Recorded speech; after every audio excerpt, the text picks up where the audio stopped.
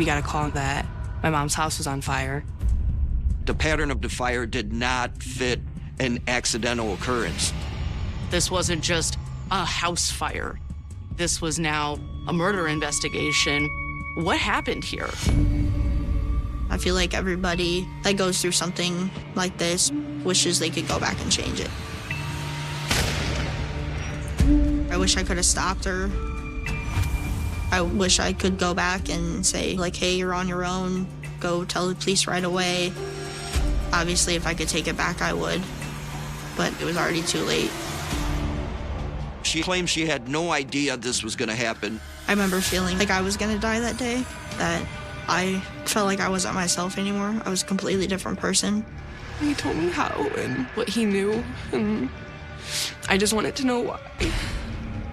The suspected motive was that she was going to end the relationship between the two girls. They became desperate to be together and see each other. No one was going to get in their way. I regret everything. I wish I could go back and change it.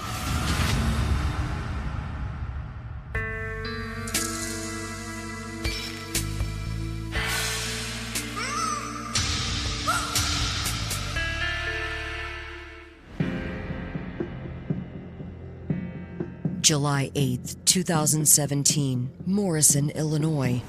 18-year-old Kayleen Schroeder and her boyfriend are playing basketball at his home when they're interrupted by a call from her mother's neighbor.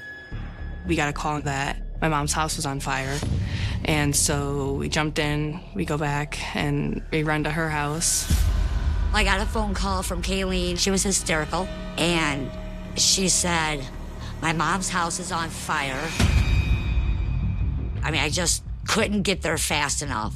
I started, calling people saying, Peggy's house is on fire, get to her house, get her out, get her out. I was just panicking. At the time, there was only a few people outside the house. And then, the news people started coming and the fire trucks, and that's when the streets started filling. I heard the fire on the scanner, and we sent a crew to go check it out. Morrison being a small town, the word traveled pretty quickly. I hoped and prayed that she had gotten out. The first responding agencies to the fire was the Morrison Fire Department and the city police department. It was not a huge structure fire where the residence was to the ground or anything like that, but there was just a lot of smoke coming from inside. First responders learned from family that Peggy lives at the home with her 15-year-old daughter, Anna. But nobody knew where Anna was at that time. They were fearful that Anna may be inside the home. Your main concern is, are residents inside the house? Is anyone trapped inside? They need to conduct a sweep inside the house to see if anyone's in there. They started going room by room into the house, checking the area. That's when they found a body in a bedroom. Some type of sheet was on top of the victim that was laying on the floor. Initially, what we thought was someone was deceased due to the fire or smoke inhalation. We're not believing any criminal activities involved. They assumed it probably was the homeowner, but they weren't sure. My sister, Patty, she texted me, she said they found a body. I said, is the car there?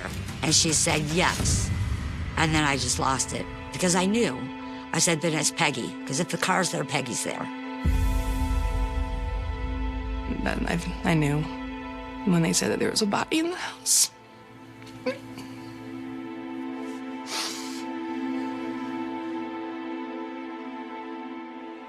They were able to identify Peggy by a driver's license photo found on the scene. I just that's Peggy's body in there. What happened? I was in disbelief. And I was hysterical. Born in 1964, Peggy Schroeder grew up in Mount Carroll, Illinois, and was the youngest of 8 children. We were raised on a farm, so basically, working out in the fields and stuff. Peggy was more of the fluff the hair, wear the dresses, play with baby dolls. always laughing, always smiling, just happy. When she was probably around 5 years old, Peggy wouldn't respond to me when I talked to her. So I went and told Mom, I'm like, why won't Peggy look at me? And they ended up taking her into the doctors. And next thing I know, Peggy came home with hearing aids in both ears. She was deaf. She didn't seem to let it bother her or stop her from anything. She was very good at reading lips. You could talk to her across the room and she could understand you. Right out of college, she went to work at a factory in Morrison, and she stayed in Morrison. She just loved Morrison. It was in Morrison that Peggy fell for an all-American man named Schroeder. They met for bowling because he bowled a lot, and she liked to bowl too. She talked about Daryl in a very positive, giddy manner. And then she told me they were going to get married and they wanted, to start a family. They did everything for her to get pregnant, and then they decided eventually to start, get all the paperwork done to adopt, which is how they got to meet Anna and Kayleen. She instantly fell in love with them. Kayleen was 5. Anna was 2 years old. She was fun. She was full of energy. She was very caring, and she taught us to sign so we could also communicate with her. She gave us everything we could need or want. Oh, she would do anything for those kids. She was very happy being a mom. Over the next decade of parenting together, Peggy and Daryl's relationship began to suffer. They grew apart. It just didn't work out, so they thought the best thing for all of them was just to get a divorce. The girls moved into a house with Peggy and saw their dad, I believe, every other weekend. That was pretty traumatic for all of us, to be honest. Anna took the divorce the hardest. She was really upset about it. Peggy's life with the girls seemed to turn a corner, however, when she reconnected with an old flame named Frank Munther. She was happy when she started dating Frank again. He brought a little spark back to her after the divorce. Frank has 2 boys. Peggy had her 2 girls. And I knew she was getting really giddy, really serious. She just always talked, positive about him, what a hard worker he is. He's such a good man. I had moved out, so the last time I spoke to her, I had messaged her that I was in a car accident, and she told me to message my dad about the insurance. I went into Morrison that night to stop at State Farm, and I was going to stop at the house, and I didn't for some reason, and I kind of regret that. Now, only 2 days after Kayleen last spoke to her mother, Peggy, her body has been found inside her fire-damaged home. Peggy's youngest daughter, Anna, is still missing from the scene. I was in disbelief. I was asking, where's Anna? She was nowhere to be found. I was trying to get a hold of her, and she wasn't answering. So I started blowing up Anna's phone. I'm like, where are you? There's an emergency. Please call me. That's when Anna showed up to the fire. She was just bawling, oh, what happened? I remember going across Peggy's yard to give her a hug. What do? You just prayed, Everybody was in disbelief. I remember they brought out Peggy on the stretcher, covered, and, my heart sank. Seeing my friend, it was like a nightmare, what happened? She loved burning candles. So I thought maybe a candle knocked over or it broke or something. Maybe the fire alarms were going off, and because of her not being able to hear that, maybe she slept through it. But as the smoke clears and investigators track down the root cause of the fire, they uncover a disturbing reality. The local fire department said it looked like maybe 3 different spots that this fire initially started. The pattern of the fire did not fit an accidental occurrence. There were no wire shortages or anything that may lead to an accident. Peggy's body was found in her bedroom, and her body was covered with a sheet, and the sheet all around her was charred, and that's where they believed was the point of origin of that fire. This wasn't just a house fire. This was now a murder investigation. What happened here? How did we get to this point, and where did things go wrong? Coming up, investigators learn Peggy had recently been concerned for her own safety. Peggy told me she bought a gun. I'm like, why? Peggy did not like guns. Investigators were unable to locate Peggy's handgun in the home, so that also raised concerns. And a forbidden relationship is revealed. The desperation that the two felt was palpable. They felt like there was no other way. She said, kill her. She doesn't want us to be together. Hours after recovering the body of 53-year-old Peggy Schroeder from her charred Morrison, Illinois home, Whiteside County investigators have discovered evidence of arson. At that point, there was still not a cause of death.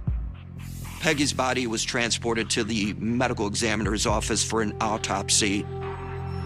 Friends and family were completely stunned because they had no idea who would ever want to harm Peggy. She's very caring, a very good mother, good sister, good daughter, good friend, always willing to help anyone. She just was that type of person.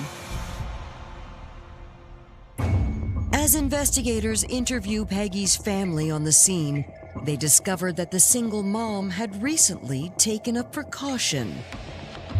Peggy told me she bought a gun, which really surprised me because Peggy did not like guns.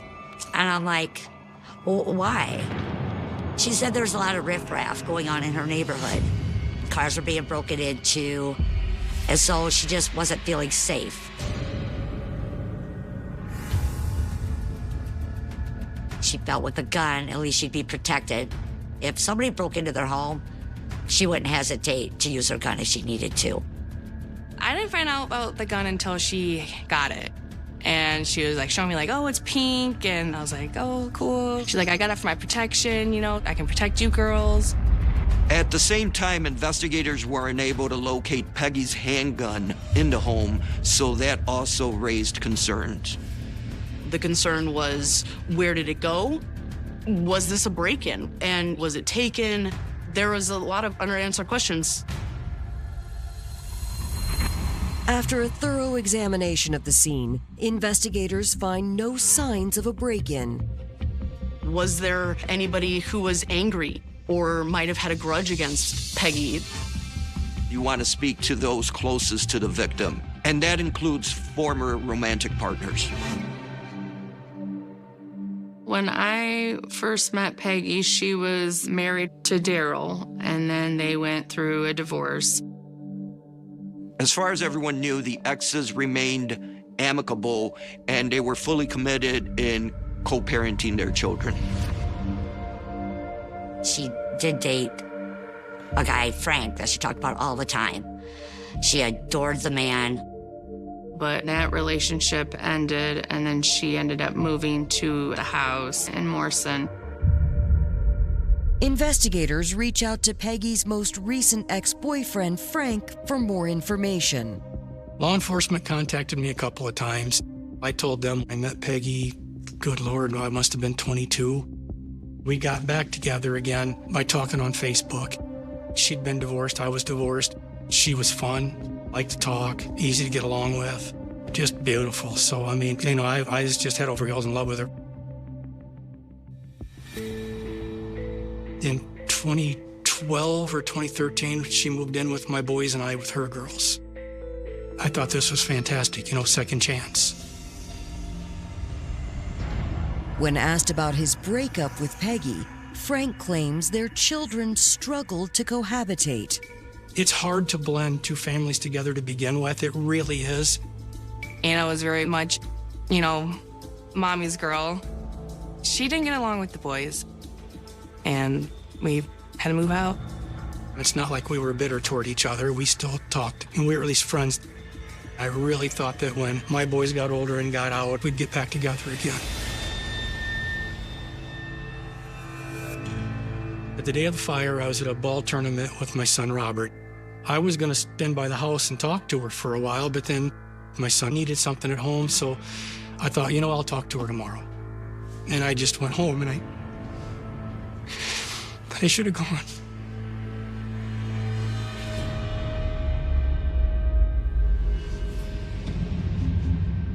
Frank seemed genuinely devastated by Peggy's death. And investigators did let him know, hey, if you hear anything, if you see anything, please stay in touch. Peggy Schroeder was very amicable with every one of her exes. They were not involved in this crime. Following their conversation with Frank, investigators begin canvassing the neighborhood for witnesses. They try to see if they can get any answers as to what was happening ahead of the fire, and no leads were popping up at that point. Investigators definitely want to speak to 18-year-old Kayleen and 15-year-old Anna, who were on scene at that point. Before investigators have the chance to speak with Peggy's 2 daughters, they receive unexpected news. While we're on scene there, we get a call from dispatch that there's a female that needs to talk to the police in regards to this fire. I immediately left with the detective and went to the sheriff's office to figure out what was going on. When he arrives at the station, Sheriff Booker is greeted by a 15-year-old girl, Rachel Helm, and her mother. Rachel had identified herself as a friend of Anna Schroeder. Because her being a juvenile, her mother was present. We had a juvenile officer in there as well. Then we began the interview. I remember sitting down being interviewed. I was very, very, very, very nervous. Because I felt like I was actually, for the first time besides telling my mom, speaking it out loud. And every time you speak it out loud, the more you process it. She explained to us that she had information on the death of Peggy. We were just kind of in total shock that someone was just going to come in the police station, walk in and tell us. I remember feeling like I completely hated myself. Some days, even now, I still do.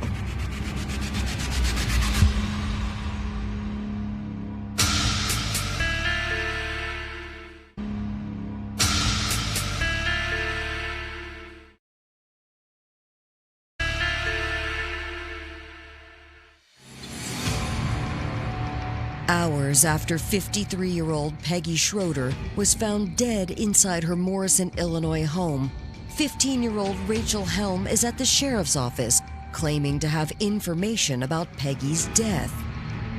I needed to get it out. I needed to tell somebody what I had done. So then she walked through details of what took place. According to Rachel, she had grown close to Peggy's youngest daughter, 15-year-old Anna, over the past year. I first met Anna during summer before high school. Somehow she ended up on people you may know on my Facebook. So I ended up sending a friend request. We decided to meet up one day, and just things from there, we started hanging out. She had told me she had a hard time growing up. She got adopted. I knew she had always struggled with depression and anxiety and all that. She was dating a boy, and then, one day, Anna just started hanging out with girls. She had told me she was bi. I don't really know when I started exactly feeling things for her. I just remember how I asked her out. The Christmas parade was our first date. She explained that her and Anna were in a dating relationship. I remember her telling me her mom was not okay with it. She said Peggy was kind of against that relationship.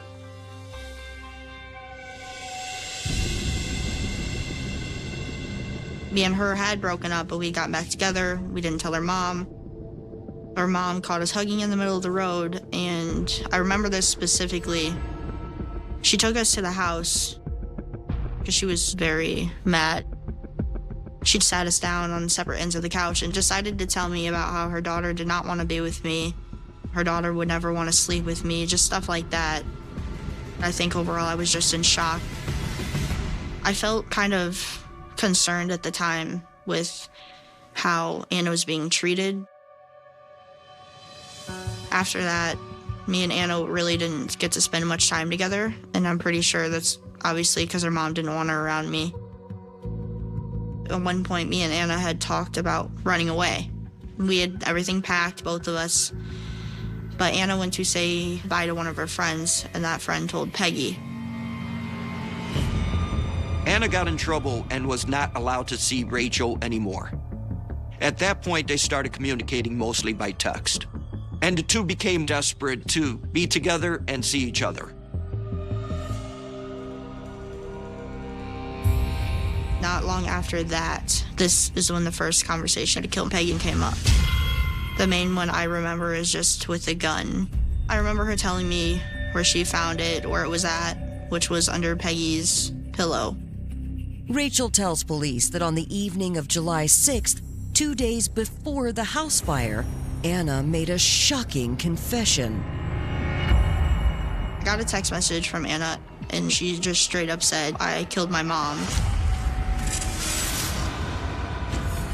Rachel claims she had no idea this was going to happen until Anna texted her and said it was done. I didn't want to believe that the girl that I loved at the time was capable of harming anybody, let alone her own mother. Rachel then decides to go to the house and be with Anna and help her cover up this crime. I remember pulling up. Anna was sitting on the porch when I got there. As soon as I walked into the house, the first thing I do remember is seeing Peggy laying on the ground with a towel over her face and blood. I remember immediately running to the bathroom and getting sick. That's when Anna told Rachel what had happened. Anna waited for her mom to get home. When her mom got home, she told her she had a surprise for her, gave her a washcloth, tossed it to her, had her put it over her eyes, and then shot her in the head. Peggy died right there on scene. This is the first time that any of us are realizing that the victim, Peggy, was shot. I just remember really being scared and wondering what the hell we were gonna do next. So they went and did some errands, ran around town, got a bite to eat. They went to the dollar store. I know we bought a lighter, gloves, bleach. Then I remember us going back and trying to clean it up. And I remember it not working very well. That's when Rachel and Anna decided they needed to do something with the body. So they hauled it into a bedroom. They covered Peggy's body with a sheet. Rachel says they lived in Peggy's home for 2 days until they finally came up with a plan. They decided the best thing for them to try and do was set the house on fire. I don't remember whose idea was the fire. I think at the time it was mine. At 3 separate spots, small fires took place. I remember us lighting it, and I believe that we just left after it. We didn't even go and check to see if it had really gone anywhere. We went to a park. I told Anna to throw her mom's phone in the garbage, and then I got a hold of my mom to come get us. I told her she wasn't going with me if she had the gun on her. At that time, I was worried for my parents' safety and my own, and anybody else that was around us. Anybody with a gun, things can happen. They got rid of the handgun in a cemetery. My mom picked me and her up and took us to my mom's house. And then from that is when Anna's dad's wife got a hold of us, and we decided to meet halfway and drop Anna off by Walmart. After that, and I went back home, my mind really started to spiral. I was hyperventilating, I was crying, I was hating myself, I was hating Anna. I wish I could go back and tell Anna, like, hey, you're on your own, go tell the police right away. At one point, I had walked into the living room, and my mom could tell that I was upset. And she had asked me what was wrong, and I straight up told my mom everything from the beginning to the end. It was pretty shocking to have a young teenage girl confessing to being involved in a homicide like this. You know, kind of hard to believe. It was a weight off my shoulder for making the confession, but I also think it also added more because I didn't know what was going to happen next. Rachel essentially confessed to being an accessory after the fact, but this was her story. When you're the investigator, it's your job to keep digging to verify if in fact this is the correct version of the truth. To get to the truth, you have to talk to all sides, and that's where Anna needed to come into play.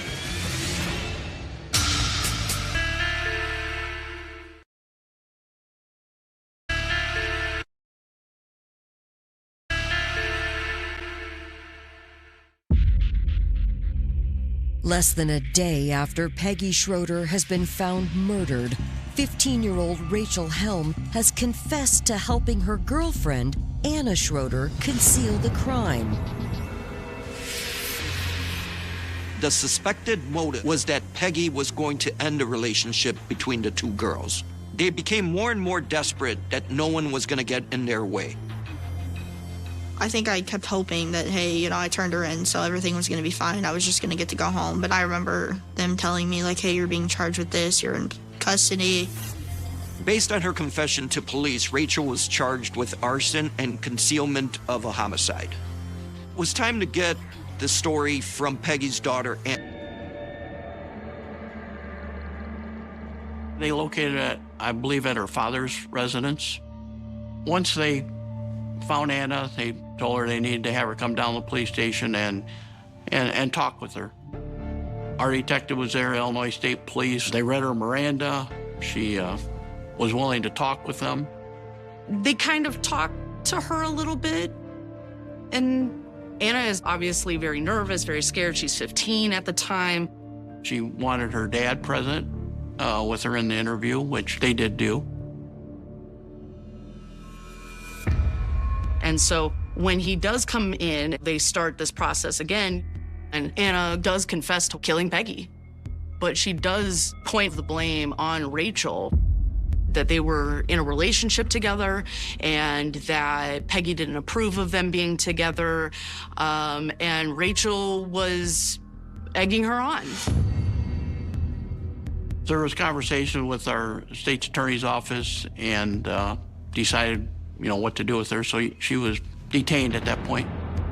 Because Anna was a minor, she was sent to a juvenile detention center, as was Rachel. My dad came back and told me what really happened. In which he just sat down on my bed and looked me in the eye, started crying, and said, Anna did it. And that was all he needed to say. Once I calmed down, he told me how, or at least what he knew. As the couple sits behind bars, investigators review the findings from Peggy's autopsy. But during the autopsy, we were able to confirm that Peggy was killed by a bullet to her head. But due to some fire, they weren't able to see that immediately. The bullet came from a .38 revolver, which matched Rachel's claims that Anna used her mother's .38. Investigators return to the crime scene to collect evidence tying Anna and Rachel to the scene. When the carpet was cut up, you could see underneath on the padding part, there was blood that was underneath on the floor and on the back side of the carpet. There was just 3 separate fires. You could see where they were trying to be ignited. The sheet on top of Peggy that was lit. Rachel mentioned getting rid of the handgun in a cemetery. We did recover the handgun behind a tombstone. They were able to determine that that .38 pink revolver that Peggy owned was the murder weapon. Everything that Rachel was telling us, we were able to find was true through evidence. In order to confirm Rachel's culpability in the murder, Investigators speak with Anna's family to better understand the young couple's dynamic. One day, Anna was like, oh, I think I might like girls. My mom was like, okay, that's okay. Just, now we're going to treat your girlfriends like how we would treat if there was a boy here, I thought Peggy accepted it, but she just didn't want Rachel to spend the night if they were in a relationship. And I said to Peggy, that's fair because you didn't let Kayleen have boyfriends spend the night. As the relationship got more serious, Anna started acting out more, started being more disobedient, started running around town more and just not listening. Peggy was seeing a lot of issues with Anna's, being a little bit more disrespectful towards Peggy and, changing in personality, which she felt reflected a lot on Rachel. I asked Peggy about this Rachel Helms, and Peggy's like, well, I don't really like her hanging around because she seems to get into mischief when she's with this Rachel. Rachel puts a lot of things in her head. I'm like, well, then don't let her see Rachel. And Peggy's, oh, I can't do that. I don't want to upset Anna. Anna switched to homeschool. Then I feel like with all that free time, it was just Rachel, Rachel, Rachel. And in my head, I kept thinking, what kind of control did Rachel Helms have on her? Anna's family was dumbfounded. The family really did not think that Anna had much to do with this, and they really pointed the finger at Rachel. I do think Rachel had a lot of influence on Anna. I hate to say that, but I do. Anna would do that to Peggy. Anna loved Peggy. Rachel's story was that Peggy didn't approve of Rachel and Anna's same-sex relationship, and Peggy's family doesn't agree with that sentiment. Peggy didn't care. She's like, I want her to be able to express herself for who she is. They had concerns that Rachel was a bad influence on Anna. At that point, investigators needed more evidence to figure out the full story as to what happened. They had to verify who was telling the truth.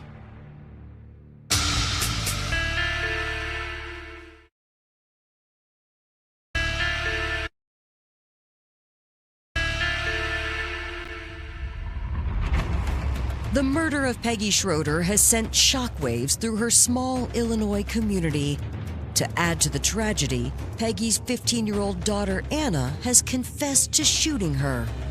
Now, investigators need to determine if Anna's girlfriend Rachel is more involved than she's letting on. There was extensive investigation done. Cell phones, any computers, iPads, search warrants were done on all of those to retrieve any information. There were a number of text messages between Anna and Rachel in the weeks leading up to this tragedy. Text messages back and forth on, wanting to be together, how they loved each other, wanting to be together no matter what. They would make things work between the two of them. And there was messages between them about taking Peggy's life. The desperation that the two felt was palpable. They felt like there was no other way. Rachel was the one basically pushing for her to kill her mother. And Anna was definitely acting out in whatever way Rachel was persisting her to do so. All the text messages from Rachel to Anna, kill her, do it today, kill her. She doesn't want us to be together. It was nonstop. Up to this point, Rachel was charged with accessory after the fact. But this evidence suggested that she possibly played a larger role in this crime. She was, in my eyes, as a police officer and an investigator, she was just as much at fault with this because of text messages, communication, and being involved in burning the residence and trying to hide the homicide.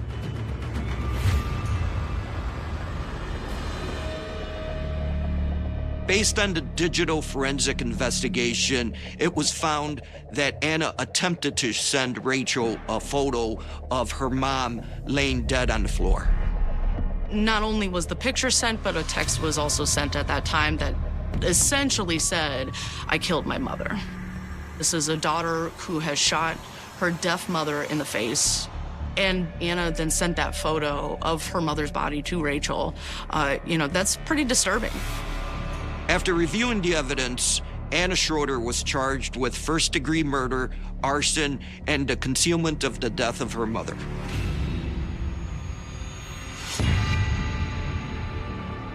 As a mother, to think that a child that you've poured your life into and that you've adopted, given this child a chance at life, and to have that child turn on you in that way is unthinkable.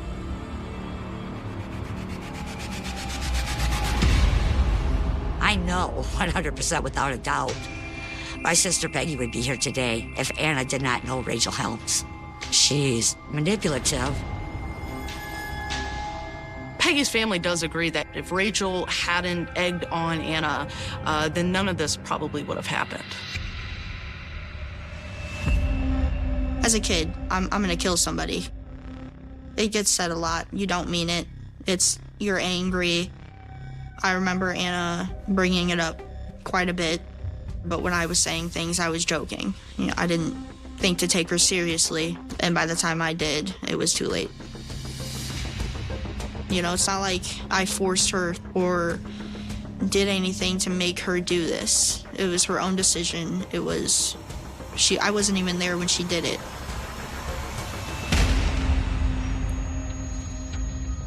My lawyer had given me a letter that Anna wrote to her friend. The whole letter was about me and how I was a bad person and how it was my fault. I've never thought I'm a manipulative person. I think with or without me in her life, this would have happened. Coming up, as the teens head to trial, justice for Peggy hangs in the balance. The fact that the crime was terrible didn't change the fact that it was committed by children. I don't think justice was served at all, and it never will be.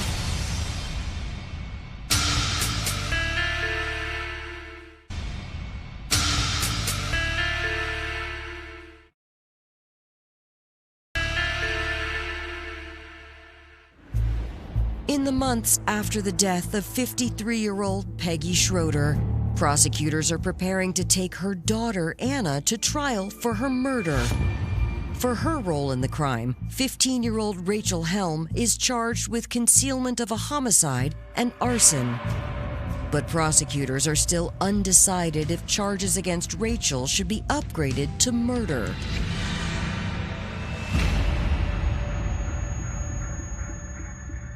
Ultimately, after weighing evidence and other factors in this case, prosecutors decided not to upgrade Rachel's charges to murder. There's a few different things that you have to consider, like Rachel's age and her cooperation. The prosecution had a good choice to be able to lean on Rachel to prosecute Anna for the crime that occurred. Prosecutors offer Rachel a deal in exchange for her testimony against Anna. I wanted to own up to what I had done as a person, so I pled guilty. Rachel was sentenced to about 11 years in prison for concealment of a homicide and arson, and that was also with time served. The state still plans to take Anna to trial for first-degree murder. We went through extensive litigation of the issue of whether or not this case should be handled in adult court or juvenile court. Ultimately, Anna was being prosecuted as an adult. We made them well aware that if the prosecution was going to insist upon prosecuting Anna for first-degree murder, they were going to face a trial, followed by an appeal on the issue of whether she should be prosecuted as an adult in the first place. The balancing of all of those issues ultimately gave rise to the plea agreement that occurred.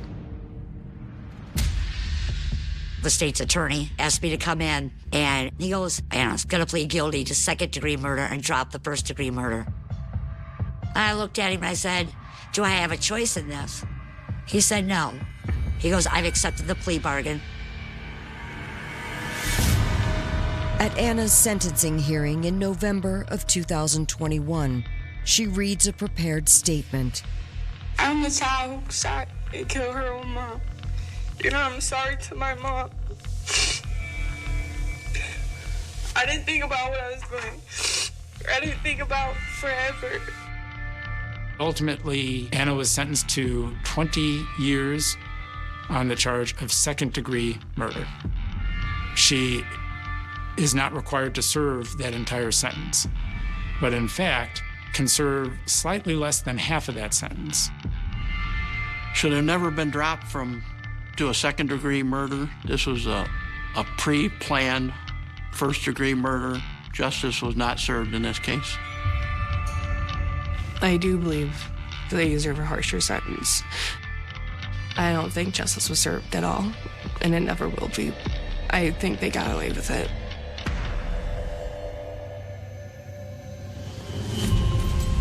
Obviously, I have remorse for everything. I regret everything. I wish I could go back and change it.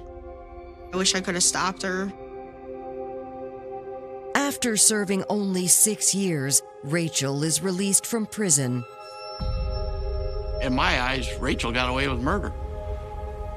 I can't believe you could be involved in a homicide and be out in that little amount of time being incarcerated. Anna wrote me from jail, just pretty much saying I'm sorry and, hope you can forgive me one day. I still love you. I just wanted to know why. And she said, I don't know. I need to move forward with the happy memories of Peggy. Memories that pop up here and there that don't make me cry. They make me smile, just remembering her. She was a good mom, a good friend, a good sister, a good daughter, an amazing worker. Peggy should be remembered as the amazing person she was. I want my mom to remember it as the loving, caring mom that she was. She was a great friend to all, always helping.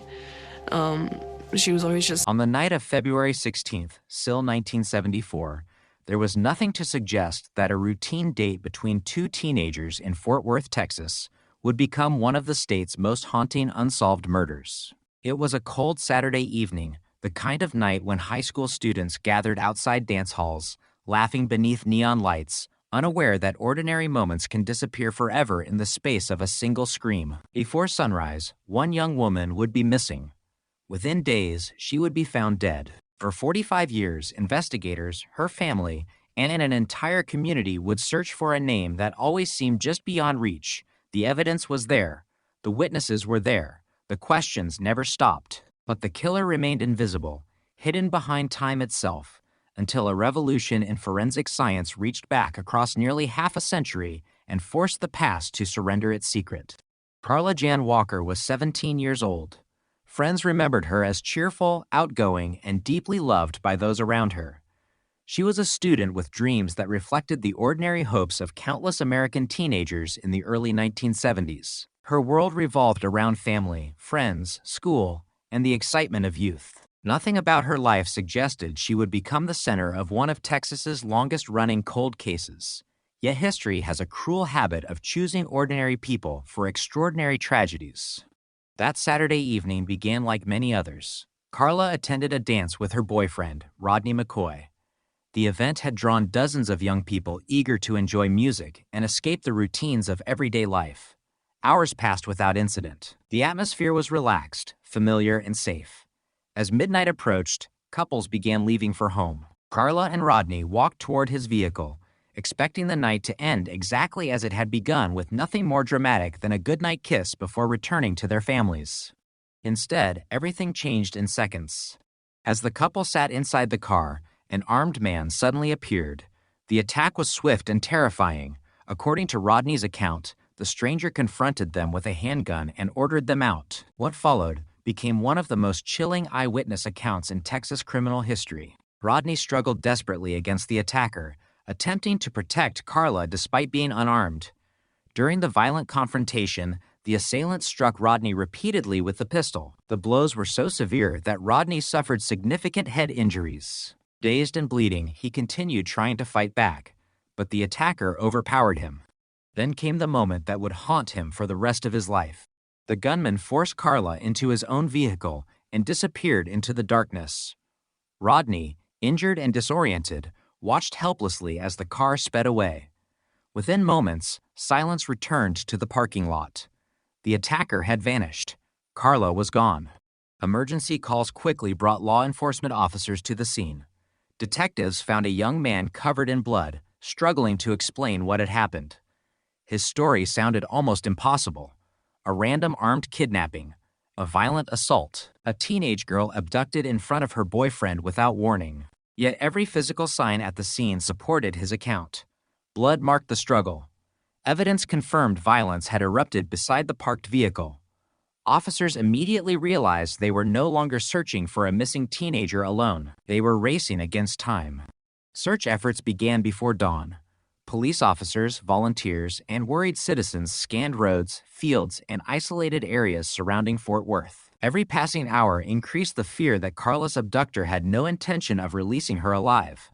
Missing person investigations often depend on speed. Detectives know that the first hours are critical. In Carla's case, those precious hours slipped away with frightening speed. 3 days later, on February 19th, searchers made the discovery everyone had dreaded. Carla Walker's body was found in a culvert near Benbrook Lake in Tarrant County. The isolated location suggested the killer had deliberately chosen a place where discovery might be delayed. Medical examination determined that she had been sexually assaulted before being murdered. The brutality of the crime shocked even experienced investigators. Fort Worth had witnessed violent crime before, but the kidnapping and murder of a teenage girl from a public parking lot created an entirely different level of fear. News spread rapidly across Texas. Headlines described a young woman abducted after an evening dance, taken at gunpoint from beside her boyfriend, assaulted, and killed by an unknown predator who had vanished without leaving an obvious trail. Parents suddenly questioned routines they had once considered harmless. Teenagers who had spent years gathering after dances or football games now faced curfews and growing restrictions. The murder transformed public confidence into anxiety almost overnight. Detectives launched one of the largest homicide investigations the region had seen. Hundreds of interviews followed. Friends, classmates, relatives, neighbors, and strangers were questioned. Investigators retraced Carla's final movements minute by minute. Every vehicle seen near the dance hall became important. Every suspicious person reported by witnesses demanded attention. Every anonymous telephone call generated another lead. The investigation quickly produced one undeniable advantage. Rodney McCoy had survived. Although seriously injured, he remained the only eyewitness who had confronted the kidnapper face to face. Investigators spent countless hours interviewing him, attempting to reconstruct every detail. They asked about the attacker's height, build, clothing, voice, weapon, vehicle, and behavior. Trauma complicates memory, especially during sudden acts of violence, but Rodney's observations became central to the investigation. His account allowed authorities to build a description that would guide detectives for years. Even with an eyewitness, however, identifying a stranger proved extraordinarily difficult. The attack had unfolded in darkness. The confrontation lasted only moments. The assailant acted with speed and determination.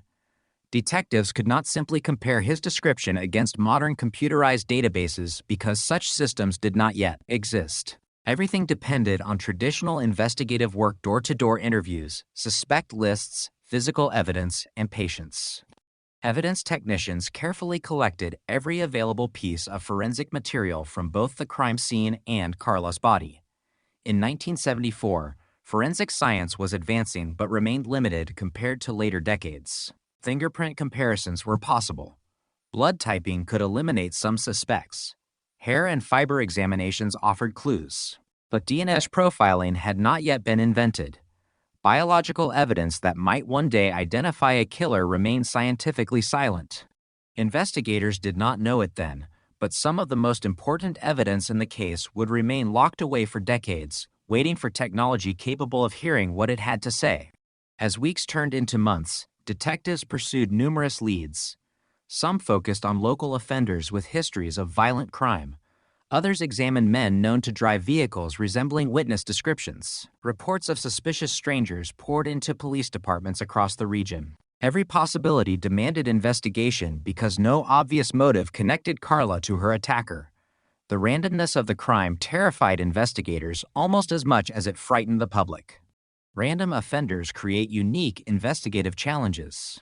Without a relationship between victim and killer, detectives cannot begin by examining family disputes, personal grudges, financial motives, or domestic conflicts. Instead, every stranger becomes a possibility. Thousands of names replace dozens. Every unknown face reported by witnesses acquires significance. Cases become enormous puzzles built from fragments that rarely fit together. The Carla Walker investigation soon reflected exactly that reality. Task forces compared unsolved assaults throughout Texas. Detectives considered whether the same offender might have committed similar crimes elsewhere. Violent sexual attacks occurring before or after Carla's murder received renewed attention. Every similarity mattered. Every difference complicated the picture. Meanwhile, Carla's family entered a nightmare from which there would never be complete recovery. Birthdays passed without celebration. Holidays carried empty chairs and painful silence. Every anniversary of February 17th reopened wounds that refused to heal. Families of homicide victims often describe grief as something frozen in time. Life continues around them, while the unanswered questions remain permanently fixed on the worst day imaginable. For Carla's loved ones, justice became inseparable from memory. They refused to let her become merely another file stored inside police archives. Investigators shared that determination. Despite the growing number of unsolved homicides accumulating over the years, the Walker case never completely disappeared. Detectives retired, new investigators arrived, and evidence changed hands under carefully documented procedures. Boxes containing reports, photographs, witness statements, laboratory results, and physical exhibits survived countless office moves and administrative changes. What appeared to outsiders as a forgotten case continued quietly inside evidence rooms, where every preserved item represented another chance, however remote, that someday science or circumstance might finally reveal the truth. Still, as the years stretched into decades, frustration deepened. Potential witnesses died. Memories faded. Businesses closed. Landmarks disappeared. Vehicles were destroyed. Suspects aged. Some investigators privately wondered whether the killer had already died without ever facing justice. Others believed he might still be alive, carrying an extraordinary secret through ordinary life. Somewhere, perhaps, a man who appeared to be a quiet neighbor, a respected employee, or a devoted family member knew exactly what had happened in that Fort Worth parking lot in February 1974. Somewhere, the truth existed in a single human mind that had successfully escaped every interview, every suspect list, and every investigative strategy available during the 20th century. The case gradually acquired the label every detective hopes never to see attached to a homicide investigation. Cold case. 2 simple words. A devastating meaning. Not forgotten. Not abandoned. Simply waiting.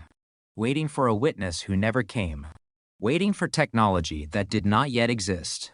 Waiting for one overlooked clue to become the key that would unlock 45 years of silence. As the first months after Carla Walker's murder slipped into years, the investigation entered the most dangerous stage any homicide case can face, not because detectives had stopped working, but because time itself had begun working against them. Every sunrise carried away another opportunity. Witnesses who had once spoken with certainty gradually questioned their own memories. Faces blurred. License plate numbers disappeared from recollection. Conversations became uncertain. Even investigators who had lived and breathed the case every day found themselves relying more heavily on reports than on memory. The urgency that had consumed Fort Worth in February of 1974 slowly gave way to a quieter but no less painful reality. The killer was still free. The Fort Worth Police Department refused to let the investigation disappear into storage. Detectives continued reviewing witness statements, comparing reports, and examining every possible connection to other violent crimes. The central question remained painfully simple. Who was the armed man who had waited in that parking lot? Was Carla specifically targeted, or had she become the victim of an opportunistic predator searching for anyone vulnerable enough to overpower? The answer would shape every investigative decision, yet it remained frustratingly out of reach. Rodney McCoy's account continued to anchor the investigation. Despite the unimaginable trauma he had endured, his testimony remained remarkably consistent over the years. He had described an armed stranger approaching suddenly, forcing the confrontation with calculated aggression rather than panic. The attacker had not behaved like someone acting impulsively after an argument or personal dispute. Instead, everything suggested preparation. He carried a firearm. He acted quickly. He immediately took control of the situation. He abducted Carla within moments of appearing. Detectives believed these actions pointed towards someone experienced in violence, or, at the very least, someone capable of making rapid decisions under extreme pressure. That possibility raised another disturbing question. If Carla had not been the first victim, where were the others? Investigators searched reports from neighboring jurisdictions, hoping to identify similar attacks. During the early 1970s, communication between agencies depended heavily on telephone calls, mailed reports, and personal relationships between detectives. There were no nationwide digital databases capable of instantly connecting crimes committed hundreds of miles apart. A predator operating across multiple states could remain invisible simply because police departments lacked the technology to compare cases efficiently. Every comparable kidnapping, sexual assault, or roadside attack became worthy of attention.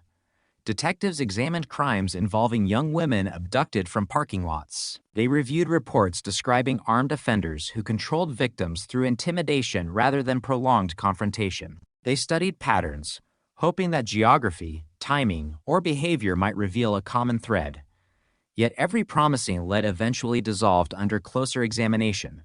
Some suspects were eliminated by verified alibis. Others simply failed to match critical details known only to investigators. Again and again, promising theories collapsed.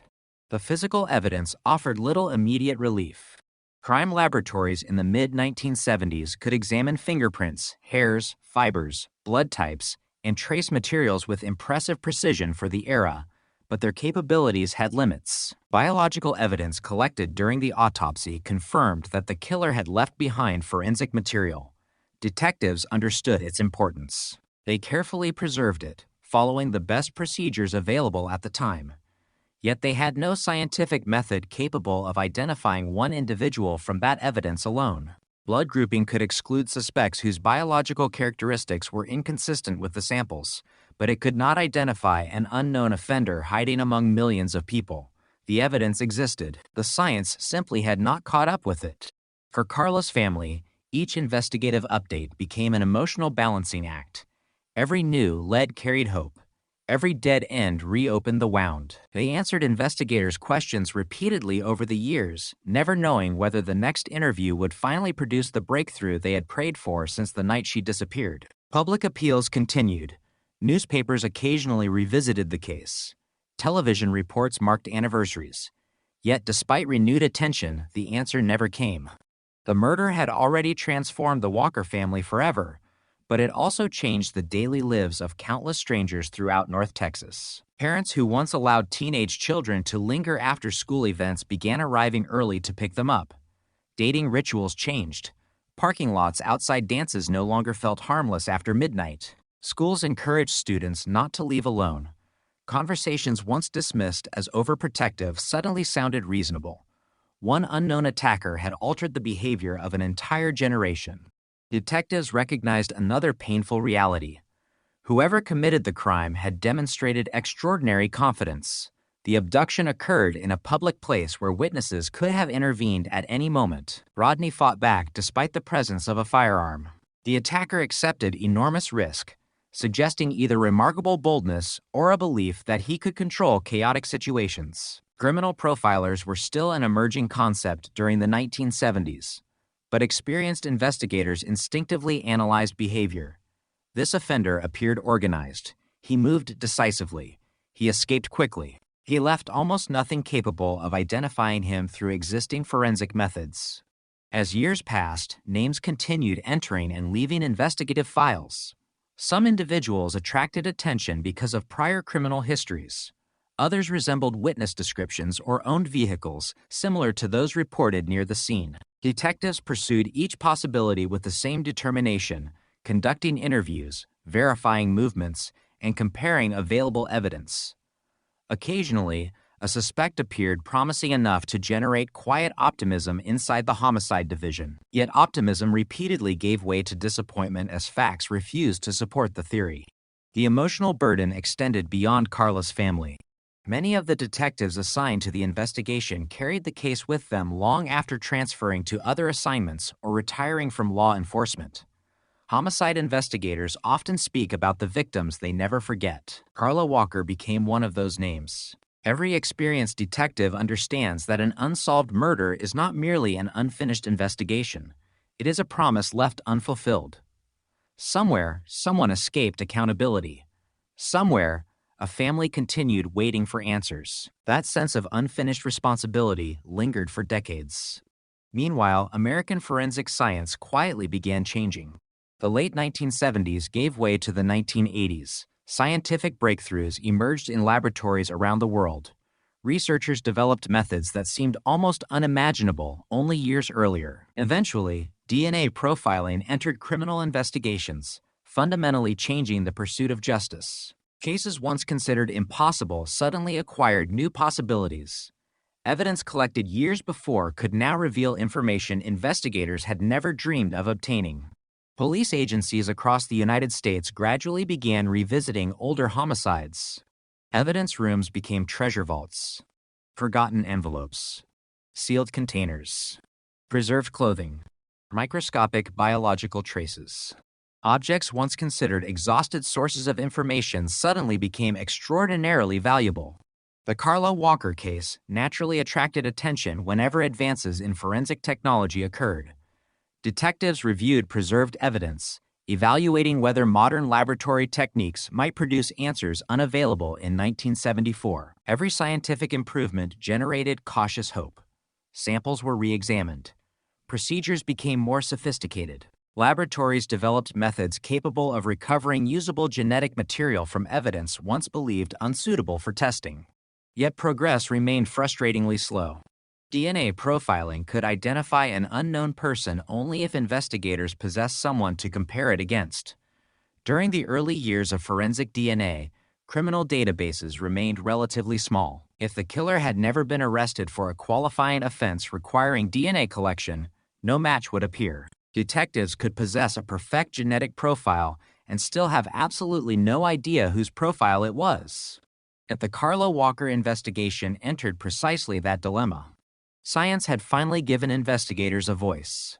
The evidence could now speak, but it still refused to say the killer's name. Each unsuccessful comparison deepened the mystery rather than solving it. Detectives knew the offender's biological signature existed. They simply lacked the identity connected to it. The murderer remained hidden behind anonymity, protected not by innocence but by the absence of a matching sample. Outside the investigation, decades transformed Fort Worth itself. Roads expanded. Neighborhoods changed. Businesses disappeared. New generations grew up unaware that one of Texas's most notorious unsolved murders had unfolded on streets they traveled every day. For younger detectives joining the department, Carla Walker's case belonged to history books rather than recent memory. Yet inside homicide offices, the file remained active, periodically reopened whenever fresh ideas or advancing technology offered another chance. Cold case investigators developed an almost archaeological approach to the evidence. Rather than focusing only on what earlier detectives had done, they asked what those detectives could not possibly have done. Every investigative generation benefits from tools unavailable to the previous one. The challenge lies not in criticizing past efforts, but in recognizing how science changes the meaning of old evidence. That philosophy slowly reshaped the Walker investigation. Boxes of reports were read again. Photographs were studied under new perspectives. Evidence inventories were reviewed line by line. Chain of custody documentation confirmed that critical biological evidence had survived decades of storage. The preservation itself became one of the investigation's greatest strengths. Had those samples been discarded, contaminated, or improperly stored, the opportunity for future testing might have vanished forever. Instead, careful evidence handling by generations of investigators ensured that the case still possessed scientific potential long after many believed it had gone cold. For Carla's family, however, scientific potential offered little comfort without results. 40 years is an extraordinary length of time to live with unanswered questions. Parents grow older. Siblings build lives shaped by absence. Friends become grandparents. The victim remains forever 17. Every family photograph captures the future that never arrived. Across America, other decades-old murders began falling one by one as forensic science advanced. Newspaper headlines described long-awaited arrests made possible by DNA evidence. Detectives in Fort Worth watched those developments closely. Every successful cold case prosecution demonstrated that patience sometimes outlasted even the most careful killer. Technology continued evolving, laboratories became faster. Genetic analysis became more sensitive. The impossible gradually became routine. Still, Carla Walker's murderer remained unidentified. The investigation stood on the edge of transformation without anyone fully realizing it. Traditional detective work had reached its limits. Conventional DNA comparisons had failed to identify the offender. The evidence had survived. The genetic profile existed. The killer was almost certainly alive somewhere.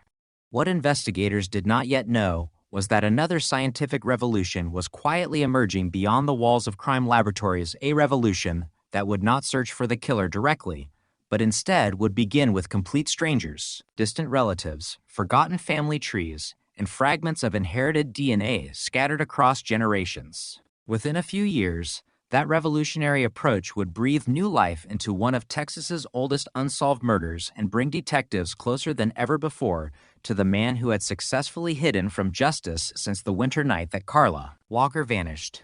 The passage of time has a way of convincing people that some mysteries are destined to remain mysteries forever.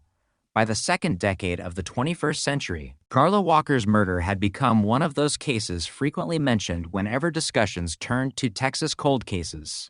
New detectives learned about it during briefings. Veteran investigators remembered it from the earliest years of their careers. Reporters revisited it on anniversaries, often repeating the same heartbreaking conclusion. A 17-year-old girl had been abducted at gunpoint after a dance. Her body had been discovered 3 days later.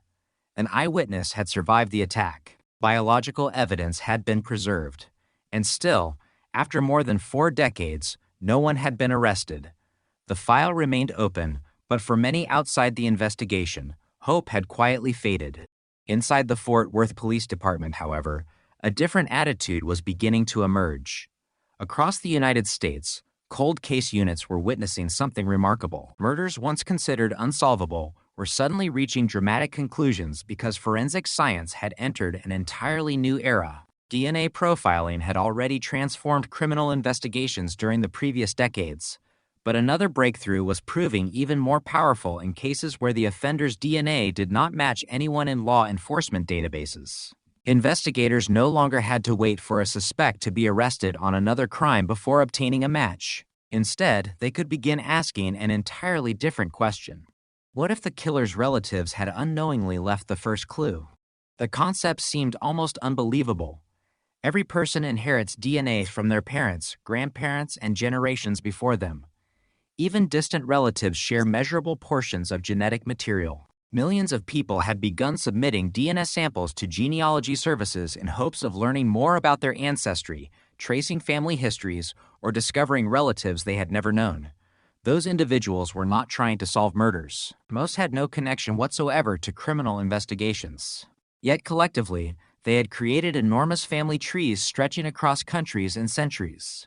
Investigative genetic genealogy built upon that reality.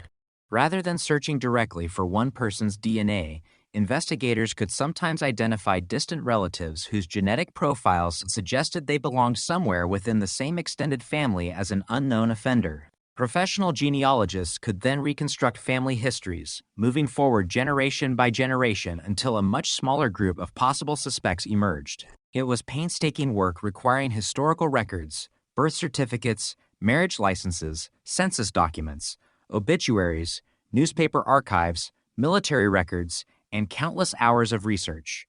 It was not magic.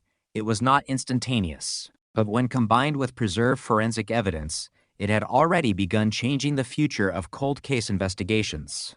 The arrest of the Golden State Killer in 2018 demonstrated the extraordinary potential of this approach.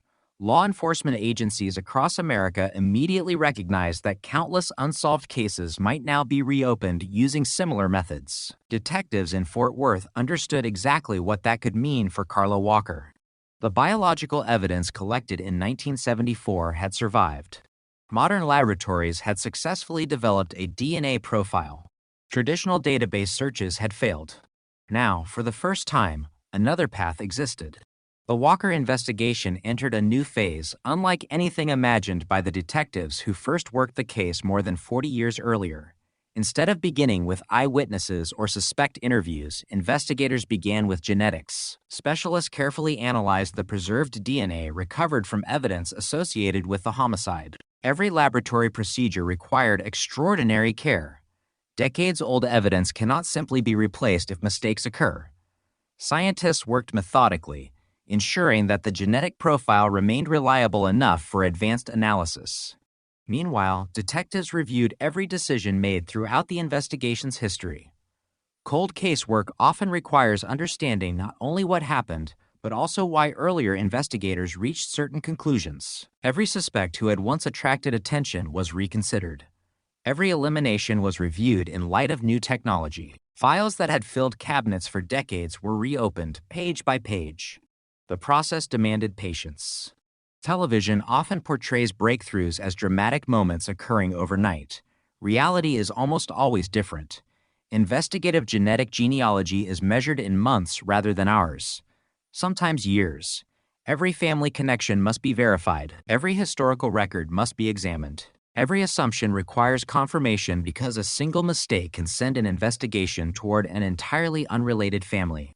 As genealogical research progressed, investigators gradually narrowed the enormous universe of possible identities into a much smaller number of individuals connected through family relationships. Branches of family trees expanded across generations before slowly converging. Some people could immediately be eliminated because they had died before 1974. Others lived thousands of miles away with no apparent connection to Fort Worth. Investigators continued trimming possibilities, comparing ages, locations, and life histories. Eventually, attention focused on one particular family line. At that stage, detectives still did not possess proof. They possessed possibility, and possibility demanded more investigation. The challenge now shifted from genealogy back to traditional police work.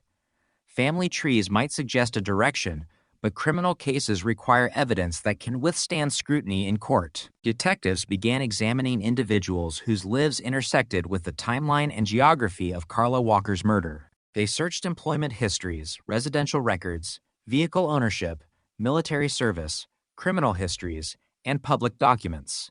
Every fact mattered. Among the names emerging during this process was Glenn Samuel McCurley. McCurley had lived in North Texas during the period of Carla Walker's murder.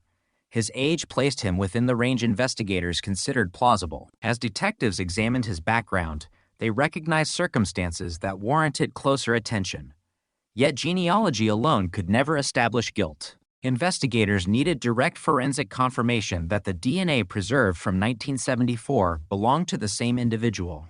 Obtaining that confirmation required another carefully planned step. Unlike television dramas, police cannot simply seize a person's DNA without legal authority or lawful investigative methods. Detectives therefore conducted surveillance while considering how to obtain a discarded sample legally available for forensic comparison. Cortez have long recognized that items intentionally abandoned in public places generally carry no reasonable expectation of privacy. Investigators have successfully collected discarded cups, tissues, cigarette butts, drinking straws, and other objects for DNA testing in numerous criminal investigations. The strategy required patience. Investigators observed McCurley's movements while waiting for an opportunity consistent with legal procedures. They were careful not to alert him that he had become the focus of renewed attention. If the genealogy had pointed toward the wrong person, premature confrontation could damage the investigation or unfairly affect an innocent individual. Every decision demanded caution. At the same time, detectives remained fully aware of the emotional weight surrounding the case. 45 years had passed since Carla's murder. Her surviving family members had experienced decades of unanswered questions, periodic investigative updates, and repeated disappointment. Investigators understood that hope, once raised again, had to rest upon solid evidence rather than optimism alone. Laboratory scientists eventually compared DNA obtained through lawful investigative means with the biological evidence preserved from Carla Walker's homicide. The comparison represented the culmination of more than 4 decades of careful evidence preservation, scientific advancement, and relentless investigative persistence. Years earlier, such a comparison would have been impossible. Now it would answer the question investigators had been asking since February 1974. Did the genetic evidence finally identify Carla Walker's killer? The laboratory results provided an answer investigators had waited nearly half a century to hear. According to authorities, the DNA comparison identified Glenn Samuel McCurley as the source of the biological evidence connected to the murder. But for detectives, it was a moment almost beyond belief. The evidence collected in 1974 had survived every move, every administrative change, every technological transition, and every passing year. What once appeared to be silent biological material had ultimately preserved the identity of the person who left it behind. The science had finally caught up with the evidence. Yet even after the DNA results, investigators refused to rush. Experienced homicide detectives understand that one powerful piece of evidence must be placed within the broader context of the case. They continued reviewing witness statements, timelines, and historical records. They re-examined the original investigation from beginning to end, ensuring that every element aligned with the developing case. Their objective was not merely to identify a suspect, but to build a prosecution capable of surviving the highest legal scrutiny. For members of the Walker family, news that investigators had identified a suspect brought emotions almost impossible to describe. Hope returned alongside grief. The passage of 45 years had not lessened Carla's absence. It had merely stretched the waiting. Every birthday she never celebrated, every holiday she never shared, every milestone she never reached remained frozen in memory. Now at last, investigators believed they knew who had taken all of that away. The broader law enforcement community also recognized the significance of the breakthrough. Carla Walker's case became another powerful demonstration of how preserved evidence and investigative genetic genealogy could rewrite the future of cold case investigations. Detectives across America looked toward Fort Worth as confirmation that patience, careful evidence handling, and advancing science could succeed where decades of traditional investigation had fallen short. But one final chapter still remained. Identifying a suspect through DNA was not the same as presenting the case before a court. Detectives still had to confront the man they believed had hidden behind anonymity since 1974. They still had to document his statements. They still had to place 45 years of evidence into a courtroom where every fact would be examined under oath. The cold case was no longer simply a mystery. It had become a prosecution. And for the first time since a terrified teenager watched his girlfriend forced into a stranger's vehicle on a winter night in Fort Worth, justice no longer seemed like an impossible dream. It finally appeared to be within reach, carried forward by evidence that had waited nearly half a century for science to reveal what it had known all along. For investigators who had devoted years of their careers to the Carla Walker case, the moment the DNA comparison pointed to Glenn Samuel McCurley did not feel like the end of a mystery. It felt like the beginning of the most delicate phase of the entire investigation. 45 years of unanswered questions had finally narrowed to one living individual, but a successful prosecution would require far more than announcing a scientific breakthrough. Every decision made from that point forward had to withstand the scrutiny of defense attorneys, forensic experts, judges, and ultimately a jury. Detectives understood that one mistake could jeopardize decades of work. The evidence had survived since 1974. Now the investigation itself had to survive the courtroom. The cold case unit began assembling a comprehensive picture of McCurley's life. Public records, employment history, military background, residential addresses, family relationships, and documented movements were reviewed in painstaking detail. Investigators were not searching for sensational revelations. They were looking for facts that could be independently verified and placed alongside the evidence collected decades earlier. Every timeline had to make sense. Every document had to support, rather than contradict, the prosecution's theory. At the same time, prosecutors worked closely with detectives to evaluate the strength of the case. Unlike many modern homicide investigations, there were no surveillance cameras capturing the abduction, no mobile phone records tracking locations, and no digital communications revealing the movements of victim or suspect. Everything depended on physical evidence, eyewitness testimony preserved across decades, and the extraordinary advances of forensic science. It was a case built across two different eras of criminal investigation, one grounded in traditional detective work, the other transformed by genetic technology. The importance of Rodney McCoy's testimony immediately became clear once again. More than 4 decades had passed since he had survived the violent attack in the parking lot. Time changes people. Memories naturally lose certain details. Yet some experiences become permanently engraved into the human mind. Traumatic events often leave emotional impressions that never fade, even when smaller details become difficult to recall. Rodney had lived with that night every single day of his adult life. He had been beaten while trying to protect Carla. He had watched the kidnapper drive away. He had spent years wondering whether there had been anything more he could have done. For investigators, his original statements from 1974 remained among the most valuable pieces of evidence in the case. Those statements had been recorded long before anyone knew DNA technology would one day exist. They documented the events exactly as Rodney remembered them in the immediate aftermath of the crime, untouched by decades of publicity or evolving investigative theories. The consistency between those early interviews and the physical evidence strengthened the prosecution's confidence that the sequence of events remained firmly established. As detectives prepared for an arrest, another reality weighed heavily on everyone involved. The suspect was now an elderly man. Time had changed the victim's family. It had changed the investigators. It had changed the suspect as well. Justice delayed does not erase accountability, but it does transform the circumstances under which accountability arrives. The teenager who committed the crime, if the evidence was correct, had become a man in his 70s. Many of the detectives who originally investigated the case had retired. Some were no longer alive. Witnesses had aged. Parents had grown old mourning a daughter who would forever remain 17. Despite the passage of time, investigators believed the evidence demanded action. In 2020, Fort Worth police arrested Glenn Samuel McCurley and charged him with Carla Walker's murder. The announcement sent shockwaves through Texas. News organizations that had covered the case for decades suddenly reported that one of the state's most notorious cold cases had finally produced an arrest. Headlines emphasized the extraordinary passage of time, 45 years, nearly half a century. One generation had witnessed the crime. Another generation was witnessing the arrest. For Carla's family, the news represented something they had almost stopped believing would ever happen. The justice system was finally moving forward.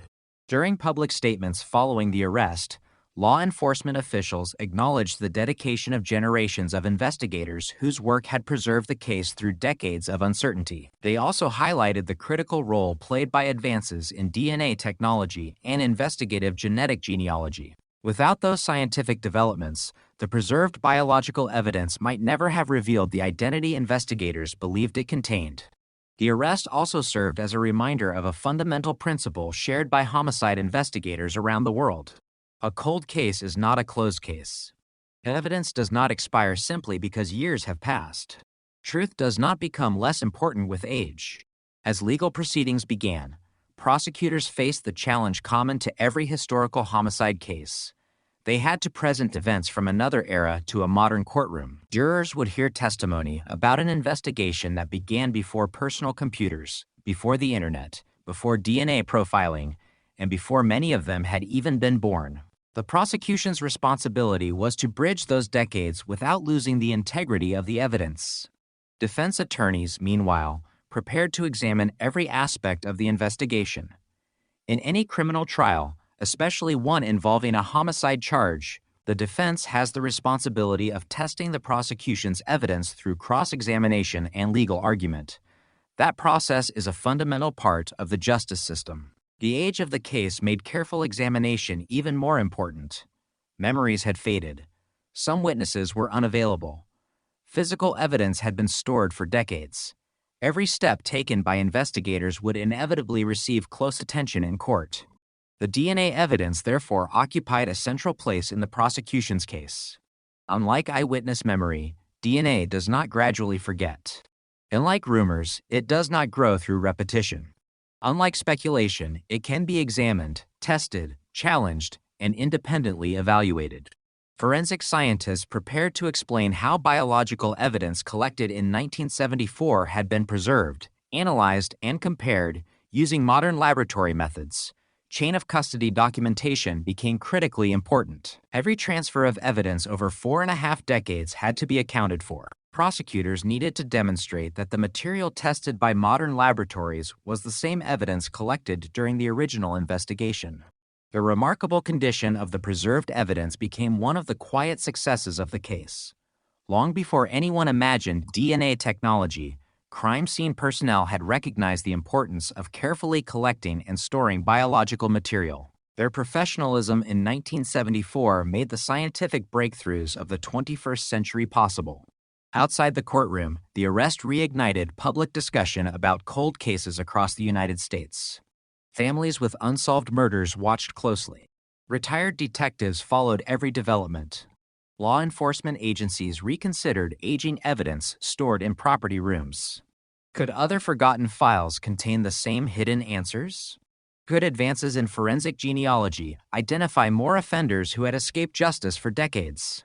The Walker case became one example among several demonstrating that old evidence could acquire entirely new significance when examined through modern science.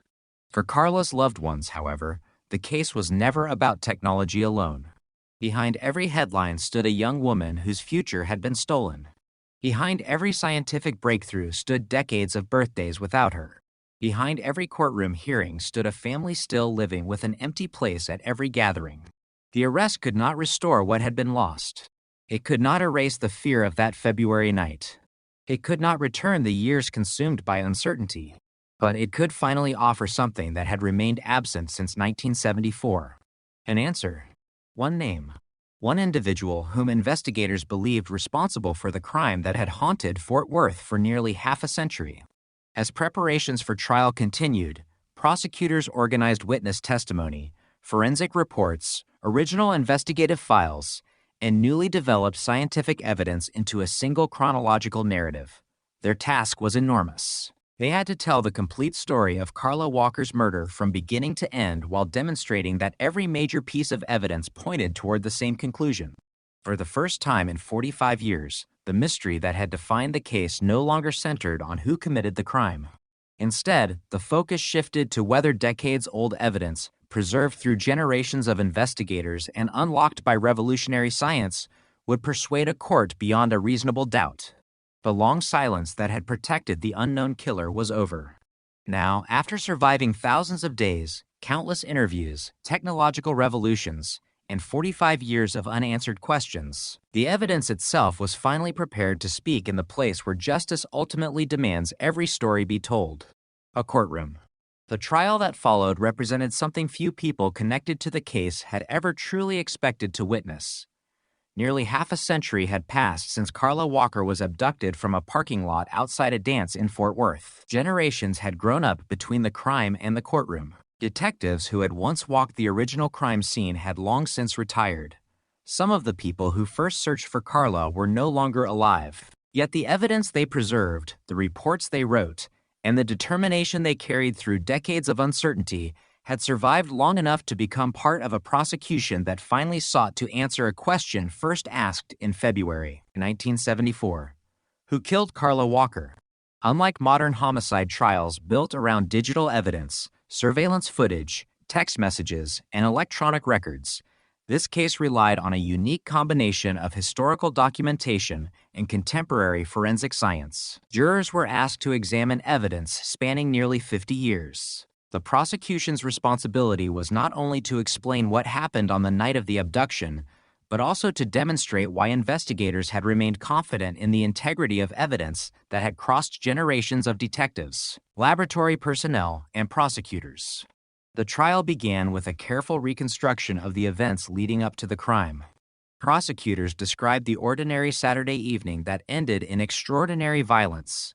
Carla Walker and Rodney McCoy had attended a dance before returning to Rodney's vehicle. They explained how an armed stranger suddenly confronted the couple, assaulted Rodney with a handgun, and forced Carla into another vehicle before disappearing into the darkness. The sequence of events had remained remarkably consistent from the earliest witness statements taken in 1974. Decades had passed, but the essential facts had never changed. Jurors learned about the desperate search that followed. Law enforcement officers, volunteers, and members of the community searched through the night and into the following days. Hope gradually gave way to fear as every hour passed without news. 3 days later, Carla's body was discovered in a culvert near Benbrook Lake. Medical examination determined that she had been sexually assaulted before being murdered. The crime shocked Fort Worth and left an emotional scar that remained visible for generations. The prosecution then guided jurors through the original investigation. They explained how detectives interviewed hundreds of people, pursued countless leads, and preserved every available piece of physical evidence despite the technological limitations of the era. Jurors heard that investigators had collected biological evidence long before DNA identification existed. At the time, detectives could not possibly have known that future scientific advances would transform that evidence into the centerpiece of a homicide prosecution. Forensic experts carefully described how DNA science evolved over the following decades. They explained that early investigators had done everything possible with the technology available in 1974. As forensic methods improved, preserved evidence was repeatedly re-examined. Eventually, scientists developed a usable DNA profile from biological material connected to the crime. Traditional law enforcement databases, however, produced no identification. The investigation remained stalled despite possessing the genetic signature of the unknown offender. The courtroom then turned to investigative genetic genealogy. Experts explained the process in clear terms, emphasizing that genealogy itself did not establish guilt. Instead, it generated investigative leads by identifying possible biological relatives through publicly available genealogical resources used in accordance with legal procedures. Detectives then performed extensive traditional investigative work to narrow the possibilities before seeking independent forensic confirmation through lawful means. That distinction proved important. The genealogy research pointed investigators toward a family line. It did not convict anyone. Only after detectives identified Glenn Samuel McCurley as a possible suspect did they obtain DNA through lawful investigative procedures and compare it against the preserved biological evidence collected in 1974. According to the prosecution, that comparison identified McCurley as the source of the DNA associated with the crime. Scientific witnesses described laboratory procedures, quality controls, and chain of custody documentation. Every stage of the analysis was presented to demonstrate that the comparison followed accepted forensic standards. Jurors were reminded that science had not changed the evidence itself. Science had simply developed the ability to read information that had remained hidden for decades. The defense exercised its role by carefully examining the prosecution's case. As is customary in criminal trials, defense attorneys questioned witnesses and challenged aspects of the evidence presented against their client. They explored issues arising from the extraordinary passage of time, including faded memories and the difficulties inherent in prosecuting a case nearly half a century after the events in question. The adversarial process ensured that the evidence would be tested before the jury reached its decision. Throughout the proceedings, Rodney McCoy's experience remained impossible to ignore. Although decades had passed, the events of that night had shaped the course of his entire life. He had survived a brutal assault while attempting to protect Carla. The attack left not only physical injuries but emotional wounds that endured for decades. His testimony connected the courtroom to the terrifying reality of the original crime, reminding everyone present that behind every exhibit and laboratory report stood real people whose lives had been permanently altered. For Carla's family, every day inside the courtroom represented another emotional challenge. Photographs shown to the jury were not simply evidence. They were family memories. Crime scene descriptions were not abstract facts. They described the violent end of someone they loved. The legal process required them to revisit grief that had never truly disappeared. Yet it also offered something unavailable during the previous 45 years, the opportunity to hear the evidence examined openly before a court of law. As testimony concluded, prosecutors argued that the physical evidence, preserved since 1974 and ultimately identified through modern DNA technology, established the identity of Carla Walker's killer. They emphasized the continuity of the investigation across generations, noting that the case had never been abandoned despite decades without an arrest. The defense, consistent with its responsibility in the criminal justice system, urged jurors to examine the evidence carefully before reaching any conclusion, highlighting the importance of the prosecution's burden to prove guilt beyond a reasonable doubt. The responsibility then shifted entirely to the jury. Inside the deliberation room, there were no television cameras, no reporters, no detectives, no prosecutors, no defense attorneys. Only 12 citizens examining evidence collected across nearly half a century. Every exhibit mattered. Every witness mattered. Every scientific explanation mattered. The decision would determine whether one of Texas's longest-running cold cases would finally reach its legal conclusion. When the jury returned to the courtroom, decades of waiting seemed to compress into a few silent moments. The verdict was read. Glenn Samuel McCurley was found guilty of the murder of Carla Walker. For the Walker family, the verdict marked the end of an extraordinarily long search for justice. No courtroom decision could restore Carla's life or erase the decades of loss that followed her murder. But after 45 years, the criminal justice system had reached a conclusion supported by the evidence presented before the court. McCurley was subsequently sentenced to life imprisonment. The sentence reflected the seriousness of the crime while acknowledging that, regardless of how much time had passed, accountability under the law remained possible. The conclusion of the trial resonated far beyond Fort Worth. Cold case investigators across the United States viewed the outcome as another demonstration of what careful evidence preservation and advancing forensic science could accomplish together. Biological evidence collected long before DNA profiling existed had ultimately become the foundation of a successful homicide prosecution. The case reinforced an increasingly important lesson within modern law enforcement. Evidence that appears silent today may become decisive tomorrow.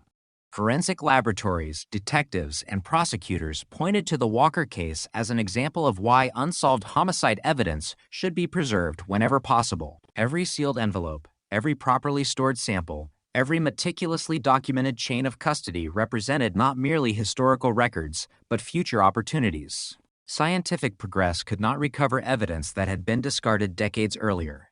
In Carla Walker's case, justice depended on the foresight and professionalism of investigators who preserved materials without knowing how future generations would use them. The case also highlighted the growing role of investigative genetic genealogy in modern criminal investigations. While each case presents unique legal and factual circumstances, the successful identification of suspects through a combination of genealogy, traditional detective work, and confirmatory DNA testing demonstrated how new investigative methods could complement, not replace, conventional police work. For Carla Walker's family, however, the broader implications remained secondary. The headlines would eventually fade. The legal proceedings would end. The courtroom would empty. What remained was the memory of a 17-year-old whose life ended on a winter night in 1974, and the knowledge that, after 45 years of unanswered questions, her name would no longer be remembered only as one of Texas's most haunting cold cases. It would also be remembered as one of the clearest demonstrations that justice, though sometimes delayed beyond imagination, can still arrive through perseverance, science, and the determination of those who refuse to let the truth disappear with time. Although the conviction marked the legal conclusion of the Carla Walker case, the story did not truly end when the courtroom doors closed. Cases like this leave behind something far more enduring than a verdict. They reshape investigative philosophy. They influence forensic science. They alter the expectations of grieving families who have spent decades believing they would never hear another knock on the door from detectives carrying real answers. The murder of Carla Walker became more than a solved homicide. It became a landmark example of what can happen when determination survives longer than the silence surrounding a crime. For the investigators who inherited the case after the original detectives had retired, the resolution carried profound personal meaning. Cold case detectives often begin their work by opening file boxes assembled by people they have never met. Every handwritten note, every carefully labeled photograph, Every evidence inventory reflects the efforts of investigators who understood that they might never be the ones to solve the crime. Instead, they preserved the truth for someone else. The Walker investigation demonstrated the extraordinary importance of that mindset. The detectives working in 1974 could not have imagined investigative genetic genealogy. They could not have predicted the sophistication of 21st century DNA analysis. Yet they collected evidence with care, documented every detail, and preserved materials that ultimately became the foundation of justice nearly 5 decades later. That continuity across generations is one of the least visible but most important aspects of homicide investigation. Unlike most criminal cases, murder investigations do not expire simply because years pass. Investigators retire. Prosecutors change. Laboratories adopt new technology. Entire police departments modernize. But the victim remains the same. The facts remain the same.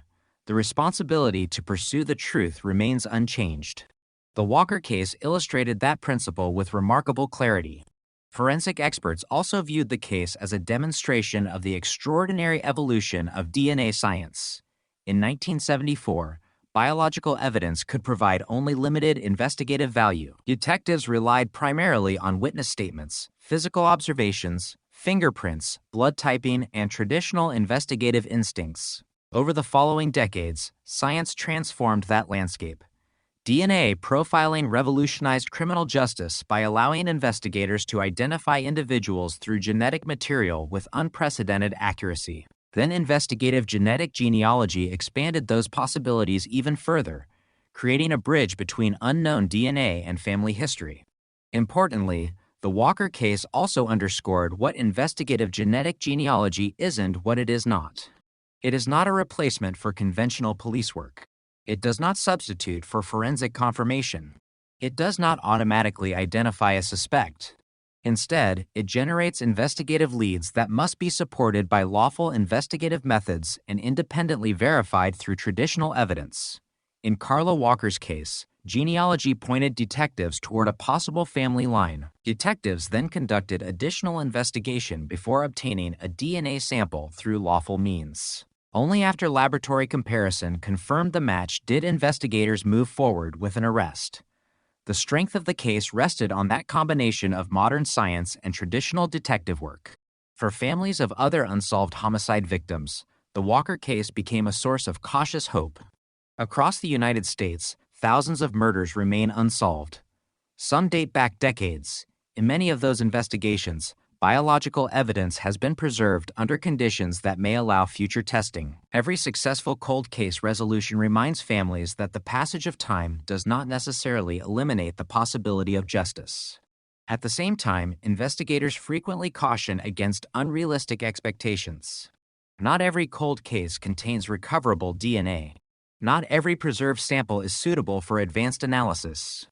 Not every investigation has surviving evidence capable of supporting genealogy. Some crimes occurred under circumstances where no biological material was left behind. Others suffered from evidence degradation long before modern preservation standards became common. The success of one investigation cannot guarantee the resolution of another. Even so, the Walker case demonstrated the extraordinary value of preserving evidence whenever possible. Within law enforcement training programs, cases like Carla Walker's increasingly serve as educational examples. New detectives study the investigation not simply because it was solved, but because it reveals the importance of meticulous documentation. Reports written decades earlier allowed modern investigators to understand the original crime seen with remarkable clarity. Proper evidence storage preserved opportunities that no one could fully appreciate in 1974. Every careful decision made by early investigators ultimately strengthened the prosecution many years later. The case also became a reminder of the emotional dimension of cold case work. Unlike newly assigned homicide investigations, cold cases often involve families who have endured years, sometimes generations, of uncertainty.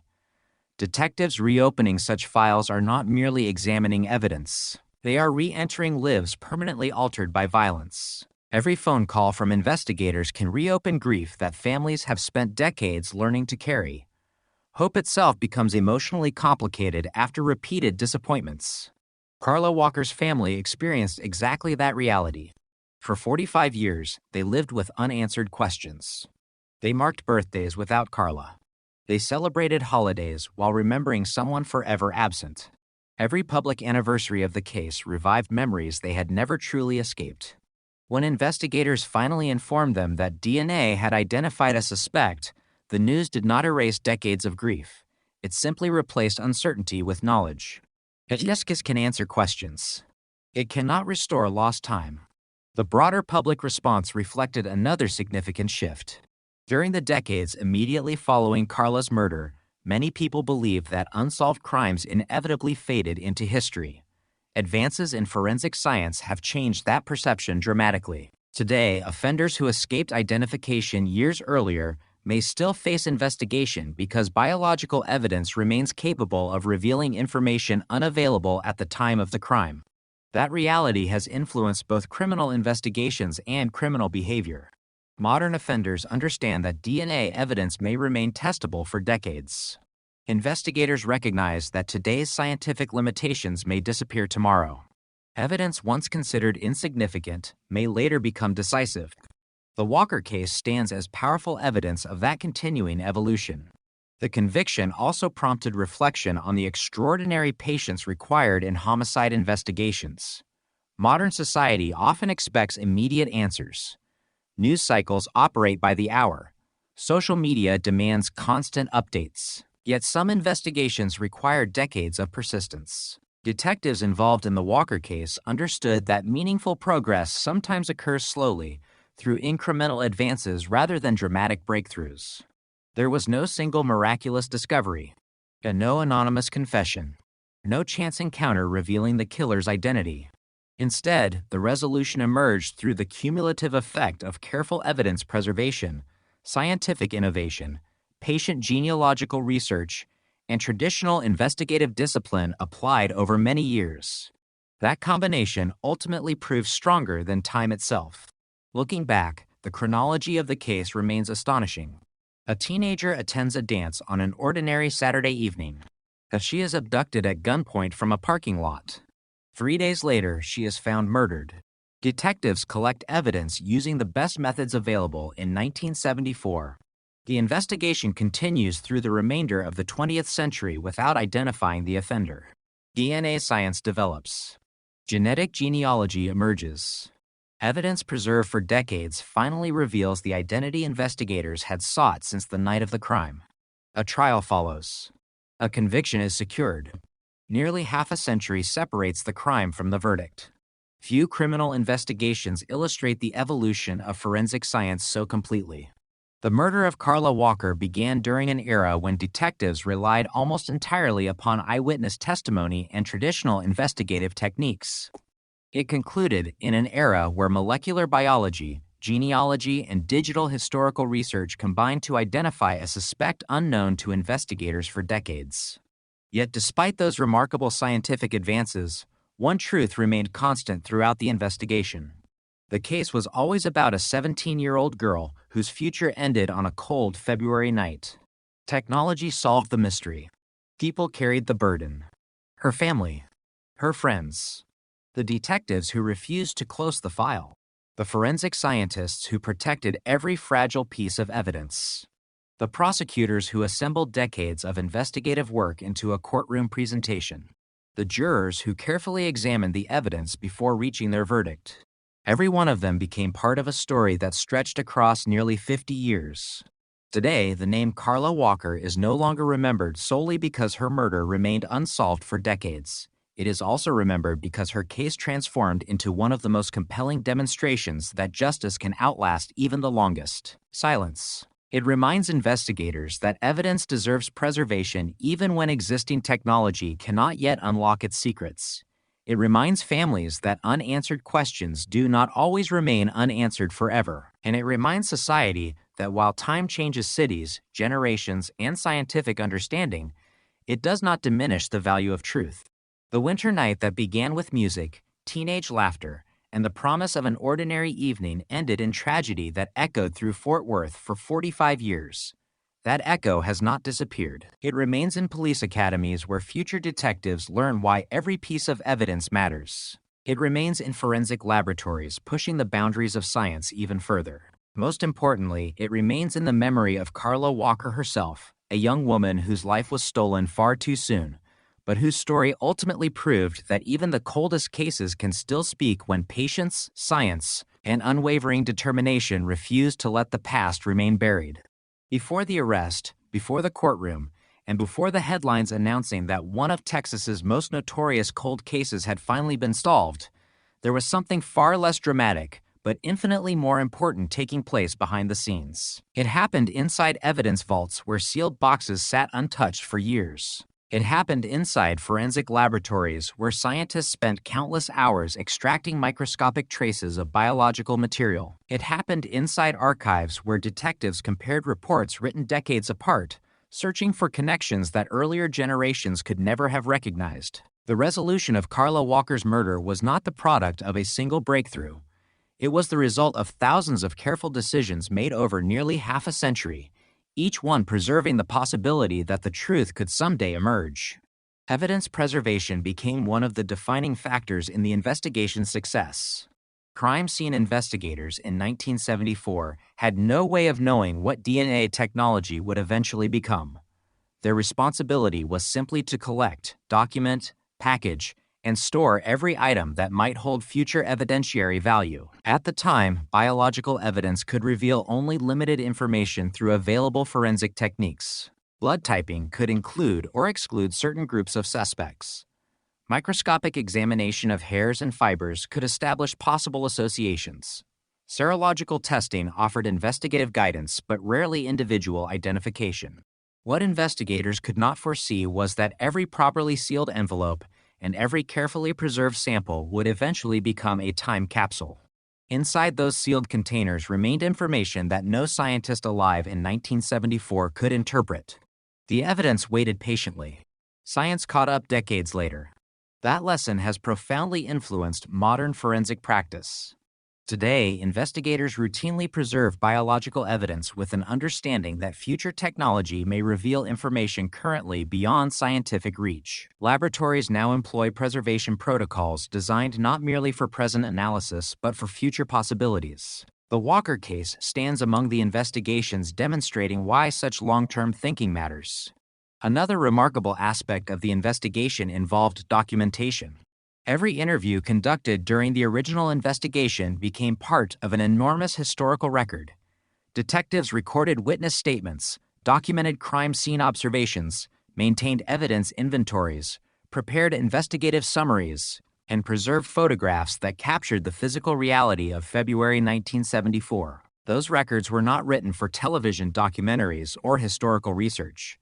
They were created because experienced investigators understood that every detail could eventually matter.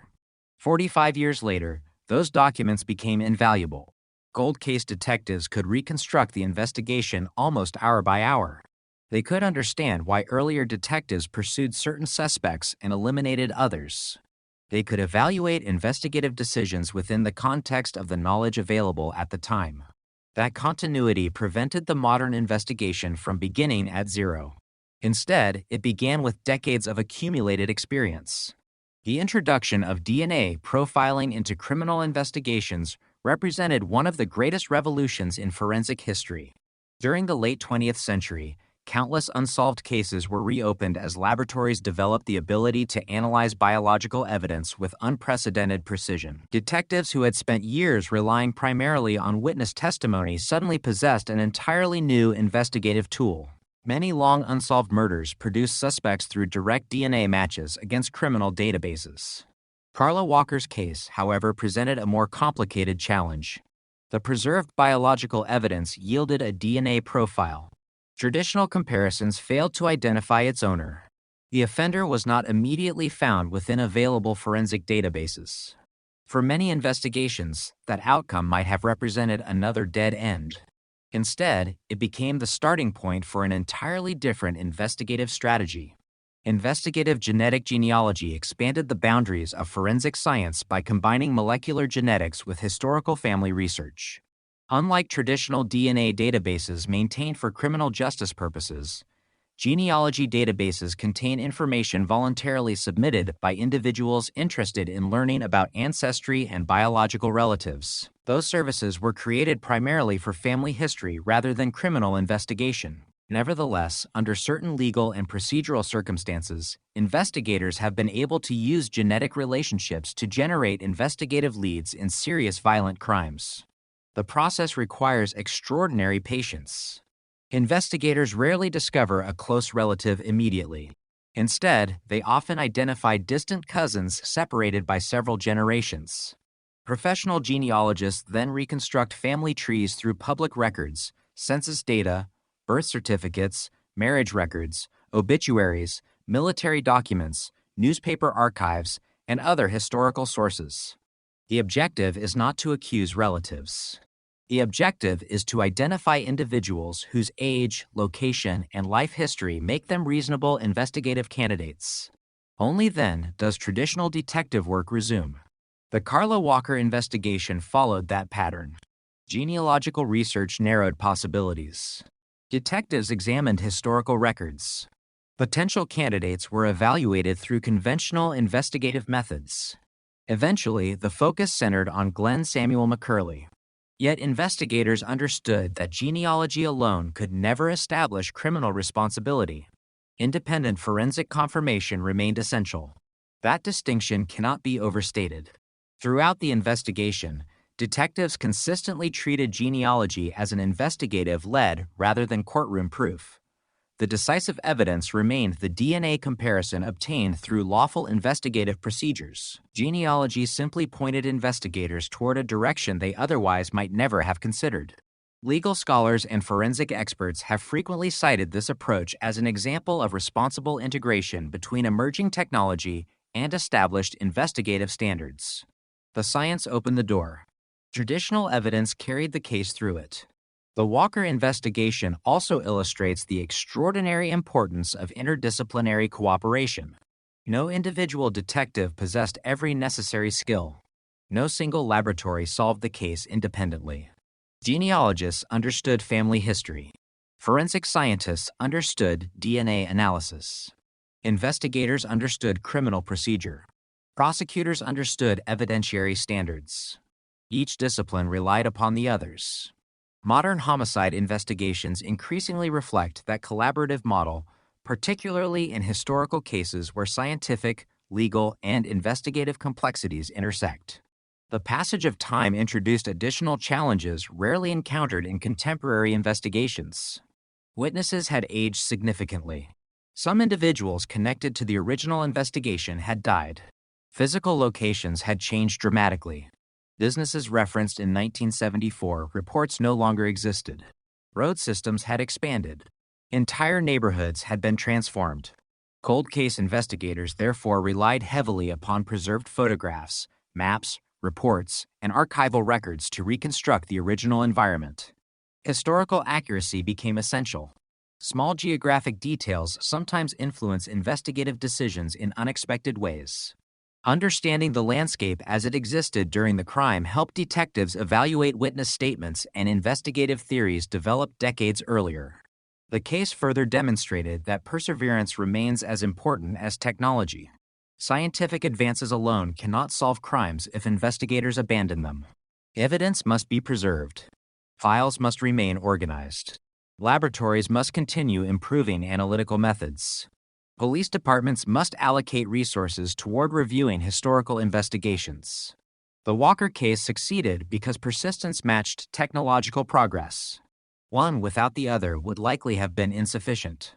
Today, many law enforcement agencies maintain dedicated cold case units specifically tasked with re-examining historical investigations. These units often combine experienced detectives with forensic specialists capable of evaluating aging evidence using contemporary methods. Rather than assuming earlier investigators overlooked obvious clues, modern detectives ask a different question.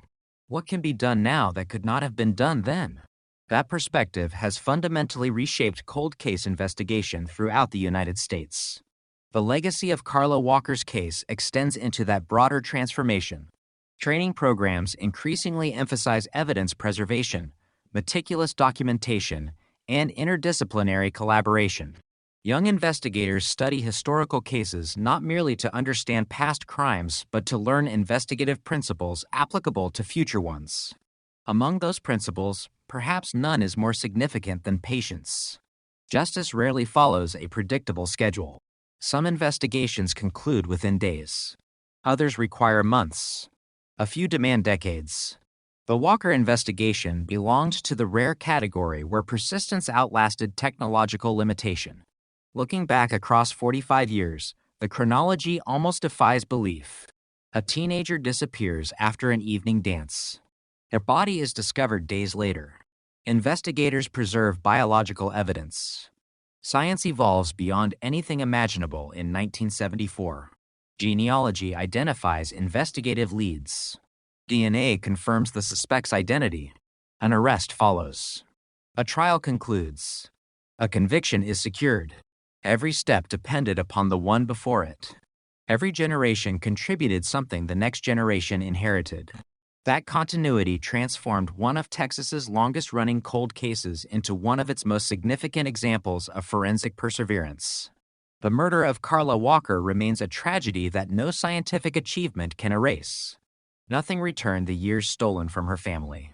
Nothing restored the life interrupted in 1974. Yet the investigation stands as enduring proof that truth possesses remarkable resilience. It can survive forgotten evidence rooms. It can survive changing detectives. It can survive advancing generations. Sometimes it simply waits until humanity develops the tools necessary to uncover it.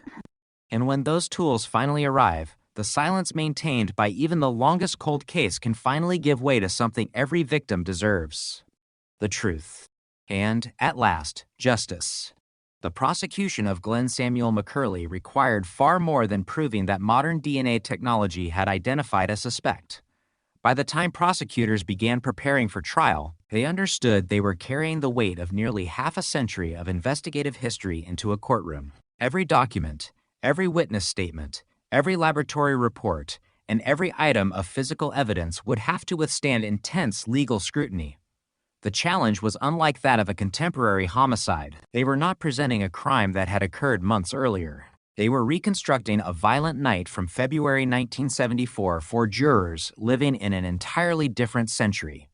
The success of the case would depend on whether investigators could connect the past to the present without allowing time to weaken the integrity of the evidence. The first task was to revisit the original investigative file exactly as it had existed in 1974. Prosecutors and detectives worked together to reconstruct the chronology minute by minute. Reports prepared immediately after the attack became critically important because they reflected observations made before memories had faded and long before DNA testing existed. The original officers had documented the condition of Rodney McCoy, the location of the struggle beside his vehicle, the physical evidence recovered from the parking lot, and the immediate search efforts that followed Carla Walker's disappearance. Those records provided a contemporaneous account that could be compared with every later development in the investigation. The prosecution also relied heavily on the consistency of the evidence over time. One of the strongest characteristics of the Walker investigation was that the essential facts had never changed. Carla Walker attended a dance with Rodney McCoy. They returned to Rodney's car after the event. An armed stranger confronted them. Rodney was beaten with a handgun while attempting to resist. Carla was forced into another vehicle. 3 days later, her body was discovered near Benbrook Lake. Those facts had been documented from the beginning and remained supported by the physical evidence collected during the original investigation. That consistency became an important theme during trial preparation. Prosecutors recognized that jurors might naturally wonder whether a case investigated over 45 years could remain reliable. To answer that concern, they focused on demonstrating that the investigation had preserved its factual foundation from the very first hours after the crime. The scientific advances did not alter the facts. They simply provided investigators with a way to identify the person who had left biological evidence behind. Another major focus involved establishing the chain of custody for the physical evidence. Every item collected during the investigation had to be traced through decades of storage, transfers, laboratory examinations, and preservation. Chain of custody is not a technical formality. It is one of the safeguards ensuring that evidence presented in court is the same evidence originally collected. Prosecutors carefully assembled documentation showing how biological evidence recovered in 1974 remained securely preserved until modern forensic laboratories conducted DNA analysis decades later. Crime laboratory personnel became essential witnesses. They were prepared to explain not only the DNA comparison itself, but also the scientific procedures used to ensure accuracy. Jurors would need to understand how laboratories extracted genetic material from decades-old evidence, how quality control measures protected against contamination, and how comparison testing was performed according to accepted forensic standards. The prosecution understood that DNA evidence often appears simple in news headlines, but is considerably more detailed inside a courtroom. Scientific conclusions must be explained clearly. Laboratory methods must be transparent. Every significant step must be open to examination. Accordingly, prosecutors worked closely with forensic experts to present highly technical information in language understandable to jurors without sacrificing scientific precision. Investigative genetic genealogy also required careful explanation. By the time of McCurley's prosecution, the technique had already gained national attention through several high-profile cold cases. Even so, prosecutors recognized that jurors needed to understand its limited role within the investigation. Genealogy had generated an investigative lead. It had not established guilt. Detectives still conducted traditional investigative work before obtaining DNA through lawful means for comparison with the preserved evidence. This distinction remained central throughout preparation. The genealogy research directed investigators toward a possible family line. Traditional police investigation identified McCurley as someone requiring closer examination. Independent DNA testing provided the forensic confirmation. The prosecution wanted jurors to appreciate that each stage depended upon the previous one rather than viewing genealogy as a substitute for direct evidence. Rodney McCoy's testimony occupied another vital place in the prosecution's strategy. Although nearly 5 decades had passed, his original statements remained remarkably important because they had been recorded immediately after the attack. Prosecutors compared those early interviews with subsequent testimony to demonstrate the continuity of his account over time. His description of the armed confrontation, his attempt to protect Carla, and his own injuries established the violent circumstances of the abduction. Importantly, prosecutors did not rely on Rodney to identify the offender after 45 years. Instead, they relied on him to describe what happened that night. The identity of the offender came primarily through forensic evidence rather than eyewitness recognition. That distinction strengthened the prosecution by avoiding reliance upon long-term memory for facial identification after such an extraordinary passage of time. Historical records also played an important role. Investigators reviewed maps, photographs, weather reports, and other contemporaneous documentation to reconstruct the crime scene as it existed in February 1974. Although Fort Worth had changed dramatically during the intervening decades, prosecutors sought to present jurors with an accurate understanding of the environment in which the crime occurred. Photographs preserved by investigators decades earlier became invaluable because they captured locations exactly as they appeared during the original investigation. The prosecution also anticipated legal challenges associated with historical evidence. Every criminal defendant has the right to challenge the reliability, admissibility, and interpretation of evidence presented against them. Prosecutors therefore examined every significant aspect of the case before trial, identifying potential weaknesses and ensuring that supporting documentation existed wherever possible. Could witnesses accurately remember events? Were investigative procedures properly documented? Had the evidence remained secure? Were laboratory methods scientifically accepted? Each question required careful preparation long before opening statements began. The extraordinary passage of time also affected witness availability. Some individuals connected to the original investigation had died. Others were no longer capable of testifying. Consequently, prosecutors relied extensively on contemporaneous reports prepared when memories remained fresh. Those documents became an important historical record, preserving observations made immediately after the crime rather than decades later. Another significant aspect of preparation involved explaining why the investigation remained unsolved for so many years. Rather than presenting the delay as investigative failure, prosecutors demonstrated how scientific limitations prevented earlier identification despite careful evidence preservation. Detectives in 1974 simply lacked the forensic tools later generations would develop. The evidence had always existed. Technology capable of interpreting it had not. That explanation reflected a broader truth about cold case investigations.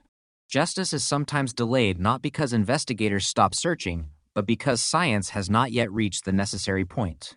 The Walker case illustrated exactly that principle. Once DNA technology matured and investigative genetic genealogy became available, preserved biological evidence acquired investigative value unimaginable during the original investigation. For prosecutors, the case therefore became a story of continuity rather than coincidence. Original investigators preserved critical evidence. Successive generations maintained that evidence. And modern laboratories analyzed it. Traditional investigative work followed the scientific lead. The resulting prosecution represented the cumulative effort of decades rather than the sudden discovery of a single overlooked clue. As trial approached, the prosecution assembled hundreds of exhibits, reports, photographs, laboratory records, and witness materials into a chronological presentation designed to guide jurors through nearly half a century of investigative history. Every piece of evidence had a specific purpose. Some established the circumstances of the abduction. Others documented the recovery of Carla Walker's body. Scientific exhibits explained DNA analysis. Historical documents demonstrated continuity across decades. Together, they formed a comprehensive evidentiary record linking the original investigation to the modern forensic breakthrough. For Carla Walker's family, the preparation for trial represented another emotionally difficult chapter. After decades of uncertainty, they watched investigators transform years of accumulated evidence into a legal case. Every photograph reviewed by prosecutors reminded them of the daughter they had lost. Every witness interview revisited memories that had never truly faded. Yet they also understood that careful preparation offered the best opportunity to achieve justice.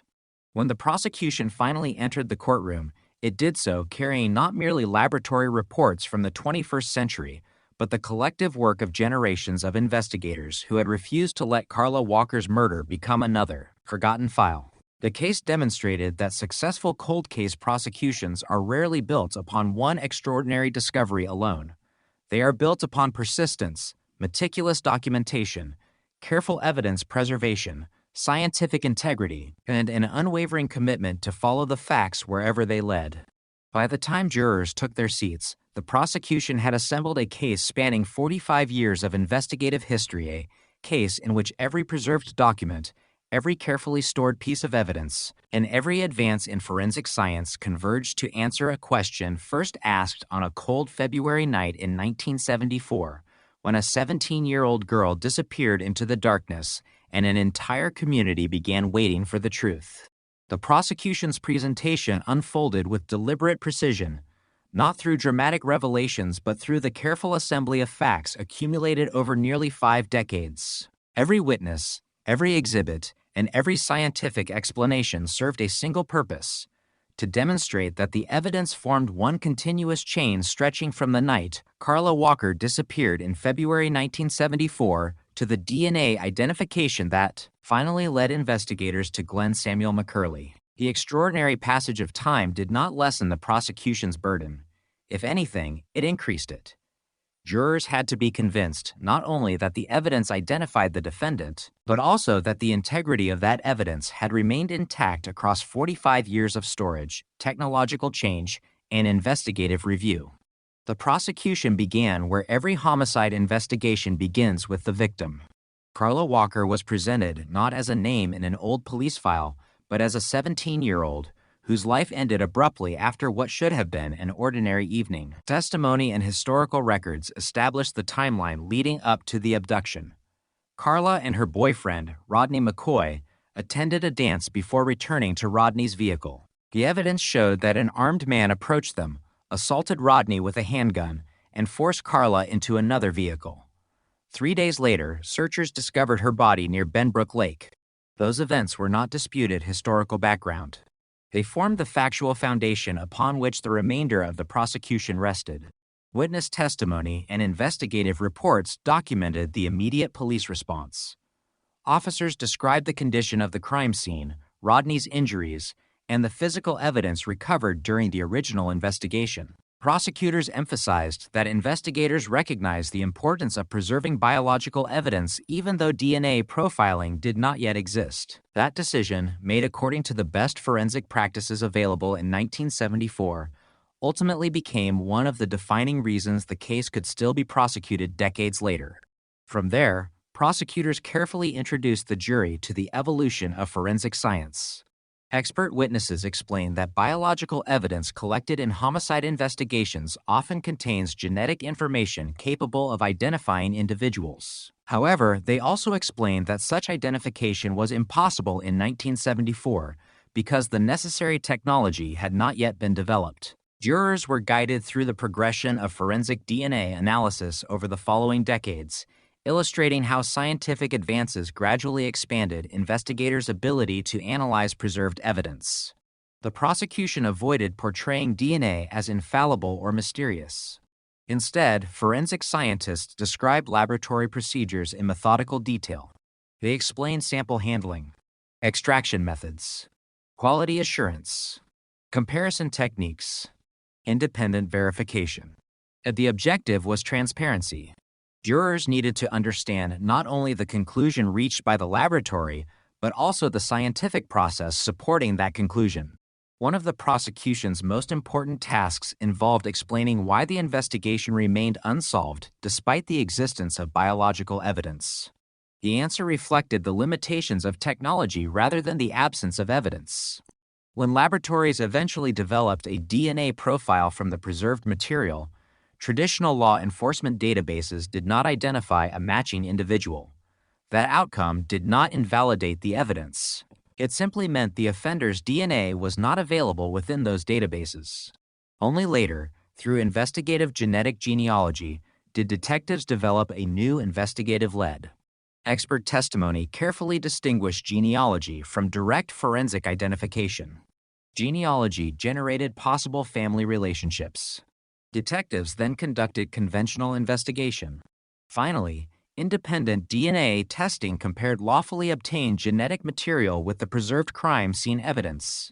According to the prosecution, it was that direct forensic comparison, not genealogy itself, that identified Glenn Samuel McCurley as the source of the biological evidence associated with Carla Walker's murder. This distinction remained central throughout the trial. The prosecution wanted jurors to appreciate that every investigative step had been independently supported. No conclusion rested solely upon genealogy. No arrest occurred without confirmatory forensic testing. No scientific findings stood without documented laboratory procedures. The historical investigation and modern science reinforced each other rather than operating independently. Prosecutors also devoted considerable attention to chain of custody. Evidence collected decades earlier cannot simply appear in court without explanation. Every transfer between evidence custodians, every laboratory examination, every storage location, every documented movement, each stage had to be accounted for. Witnesses described how the biological evidence remained securely preserved from the original investigation until modern forensic testing, maintaining that documented continuity allowed prosecutors to demonstrate that the material analyzed by contemporary scientists was the same evidence collected in 1974. Rodney McCoy's testimony provided another essential element. His account established the circumstances of the abduction through first-hand observation. Prosecutors focused on what Rodney personally experienced rather than asking him to identify the offender after 45 years. His testimony described the sudden appearance of the armed attacker, the violent assault, his unsuccessful attempt to protect Carla, and the terrifying moments during which she was forced into another vehicle. The consistency of Rodney's statements over time strengthened the prosecution's presentation. His original interviews, conducted immediately after the crime, aligned closely with physical evidence documented at the scene. The prosecution argued that this consistency supported the reliability of the overall investigative chronology. Historical exhibits also played an important role. Photographs from the original investigation helped jurors visualize locations as they existed in 1974. Maps illustrated the route between the dance location and the area where Carla's body was discovered. Investigative reports documented search efforts undertaken during the days following her disappearance. Rather than relying on dramatic storytelling, prosecutors allowed the historical record to unfold step by step. The cumulative effect proved powerful. Each individual piece of evidence might have appeared limited when viewed alone. Together, they established a coherent investigative narrative extending across decades. Throughout the proceedings, prosecutors remained mindful that criminal trials require proof beyond a reasonable doubt. Scientific evidence therefore received careful contextual support from historical documentation. The DNA comparison identified the biological source. The investigative record established the circumstances under which that biological material became associated with the crime. Witness testimony described the abduction. Medical evidence documented the homicide. Historical reports demonstrated continuity between the original investigation and the modern forensic analysis. Each component strengthened the others. The prosecution also addressed the extraordinary passage of time directly. Rather than treating the 45-year delay as a weakness, prosecutors argued that the delay reflected the evolution of forensic science. Detectives had preserved critical evidence from the beginning. Technology eventually advanced far enough to reveal information unavailable in 1974. Justice had not been abandoned. It had been waiting for science. That explanation resonated beyond the individual case. It illustrated an increasingly important reality within modern criminal justice. Cold cases often remain unsolved not because investigators lack determination, but because available technology has not yet reached the point necessary to answer the questions preserved within the evidence. The Walker investigation became one of the clearest examples of that principle. By the conclusion of the prosecution's presentation, jurors had been guided through nearly half a century of investigative history. They had seen how original detectives responded to the crime. They had learned why the evidence remained preserved. They had understood the development of DNA science. They had examined the role of investigative genetic genealogy. They had heard expert testimony explaining the forensic comparison that identified the defendant. The prosecution's case did not rely upon speculation or dramatic reconstruction. It relied upon documented investigative work performed across generations. For Carla Walker's family, each day of testimony represented another step through memories they had carried since 1974. Yet it also represented something they had sought for nearly half a century: the opportunity to see the evidence examined and publicly within the justice system. Every witness who testified added another piece to a story that had remained unfinished for decades. As the prosecution rested its case, it left jurors with a straightforward proposition. The scientific methods were modern. The evidence was historical. The investigation spanned generations. But the essential question remained exactly the same as it had been on the morning detectives first began searching for Carla Walker. Who was responsible? According to the prosecution, decades of preserved evidence, advancing forensic science, and meticulous investigative work now answered that question with a level of certainty unavailable to investigators in 1974. The case presented to the jury represented not a reinvention of history, but the completion of an investigation that had begun 45 years earlier and had finally acquired the scientific tools necessary to identify the person investigators believed committed one of Texas's most enduring cold case murders. As the prosecution concluded presenting its evidence, the courtroom had become more than a place where a single defendant stood trial. It had become a bridge between two eras of criminal justice. Jurors had listened to testimony from investigators who inherited decades of work, forensic scientists who explained methods unimaginable in 1974, and witnesses whose accounts had survived the passage of nearly half a century. The prosecution's objective had never been to recreate every minute of Carla Walker's final hours. Instead, it sought to demonstrate that the evidence viewed as a whole formed a consistent, documented narrative identifying the individual whom investigators believed was responsible for her murder. During the later stages of the trial, prosecutors carefully revisited the chronology one final time. On the evening of February 16th, still 1974, Carla Walker and Rodney McCoy attended a dance in Fort Worth. They returned to Rodney's vehicle after the event. An armed man approached them. Rodney was struck repeatedly with a handgun while attempting to resist. Carla was forced into another vehicle and abducted. 3 days later, searchers found her body near Benbrook Lake. These facts had remained unchanged since the original investigation began. What changed over the decades was not the story itself. What changed was the ability of science to identify the person who had left biological evidence connected to the crime. Prosecutors emphasized that distinction because it reflected the entire philosophy of the case. An investigation had never been rewritten. It had been completed. The original detectives had collected evidence using the best methods available to them. Successive investigators preserved that evidence. Modern laboratories analyzed it using contemporary forensic techniques. Each generation inherited the work of the previous one. Each generation contributed something new without altering the historical record. Expert witnesses again reinforced the role of DNA evidence. They explained that biological material recovered during the investigation produced a DNA profile suitable for modern comparison. Traditional database searches failed to identify a suspect because no matching profile was available within those systems. Investigative genetic genealogy later generated an investigative lead, which detectives pursued through conventional police work. Only after lawfully obtaining a comparison sample did forensic scientists perform the direct DNA comparison that prosecutors argued identified Glenn Samuel McCurley. Throughout the proceedings, the prosecution remained careful not to overstate the role of any single investigative method.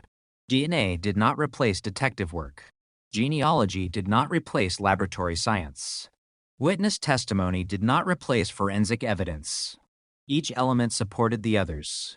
Together, they formed the evidentiary framework presented to the jury. The prosecution also highlighted the professionalism displayed throughout the original investigation. Crime scene personnel had documented evidence meticulously. Detectives recorded witness interviews promptly. Evidence custodians maintained careful chain of custody records. Laboratory personnel preserved biological material through decades of technological change. Those decisions reflected investigative discipline rather than extraordinary foresight. No one in 1974 knew DNA profiling would eventually exist. They simply understood that homicide evidence deserved careful preservation. That professionalism ultimately became one of the strongest features of the prosecution's case. Jurors also heard testimony explaining why cold case investigations often progress differently from contemporary criminal investigations.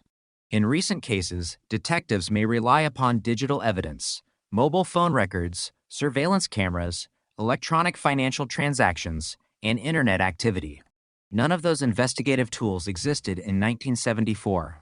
Consequently, the Walker investigation depended heavily upon eyewitness testimony, physical evidence, documented investigative procedures, and, decades later, forensic advances unavailable during the original inquiry.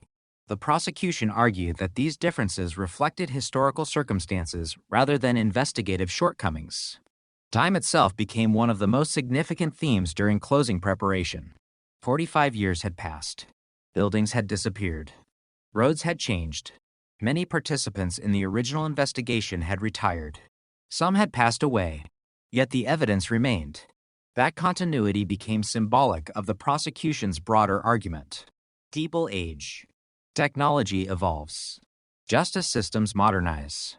Properly preserved evidence continues telling the same story. Prosecutors also addressed an important principle underlying every criminal trial. The burden of proof always remains with the prosecution. It was their responsibility to establish guilt beyond a reasonable doubt using admissible evidence presented openly before the court. That burden does not become lighter simply because a case is decades old. If anything, historical prosecutions require even greater care because the passage of time introduces additional challenges involving witness availability, documentation, and forensic interpretation.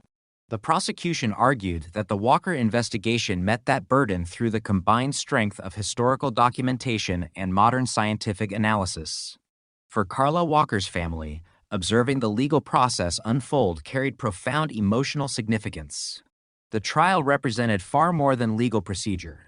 It represented the first opportunity in nearly half a century to hear investigators explain publicly how they believed the evidence answered the questions that had haunted the family since 1974.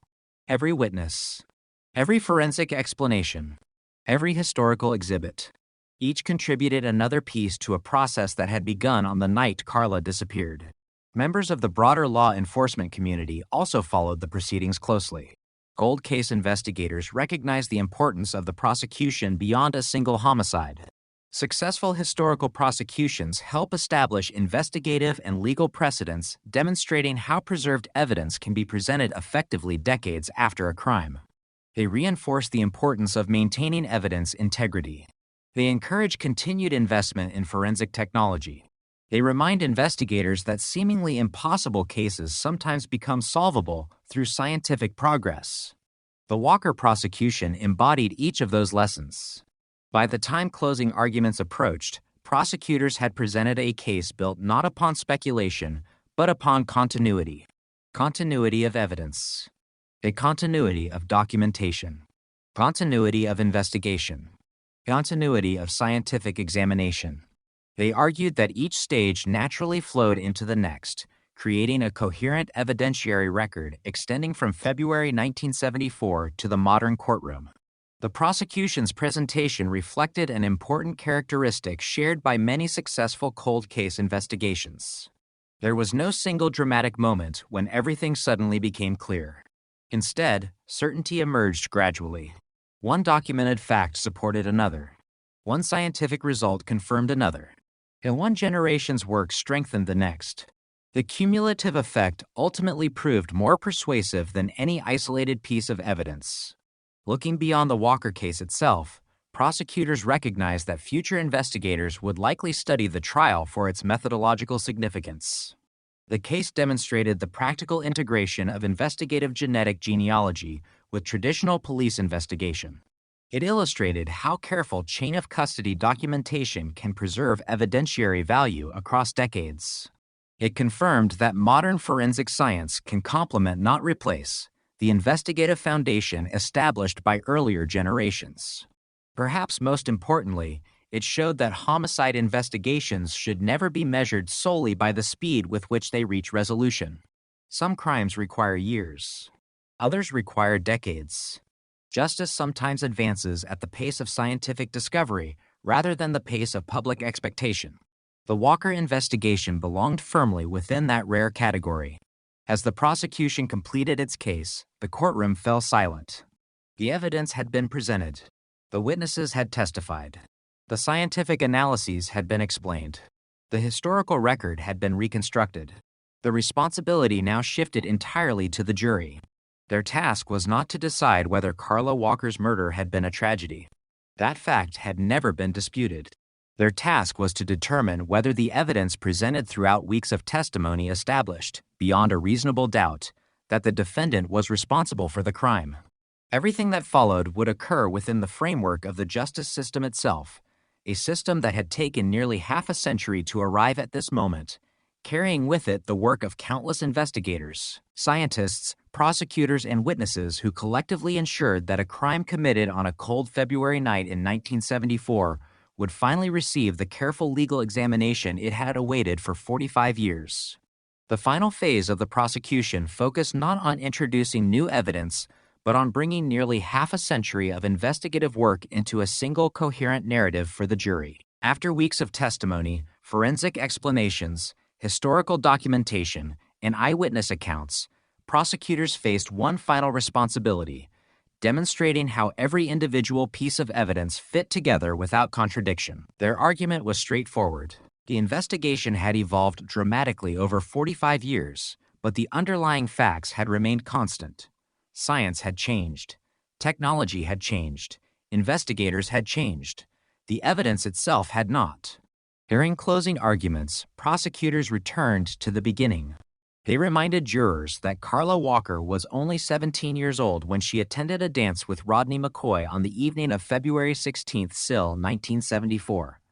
They revisited the sequence established through witness testimony and original police reports. After leaving the dance, the couple sat inside Rodney's vehicle when an armed stranger confronted them. Rodney resisted and suffered serious injuries after being struck repeatedly with a handgun. Carla was forced into another vehicle against her will. 3 days later, searchers discovered her body near Benbrook Lake. Those facts, prosecutors emphasized, had never changed. The original detectives documented them in 1974. Subsequent investigators relied upon the same chronology. Modern forensic analysis fit within that established framework rather than replacing it. The prosecution argued that this consistency strengthened the credibility of the entire investigation. Jurors were then reminded of the extraordinary importance of evidence preservation. When investigators collected biological evidence during the original investigation, DNA identification did not yet exist. They preserved those materials because experienced homicide investigators understood that evidence should be retained whenever possible, even if contemporary science could not fully analyze it. That decision became one of the defining moments in the case, not because anyone predicted future technological advances, but because investigators followed sound investigative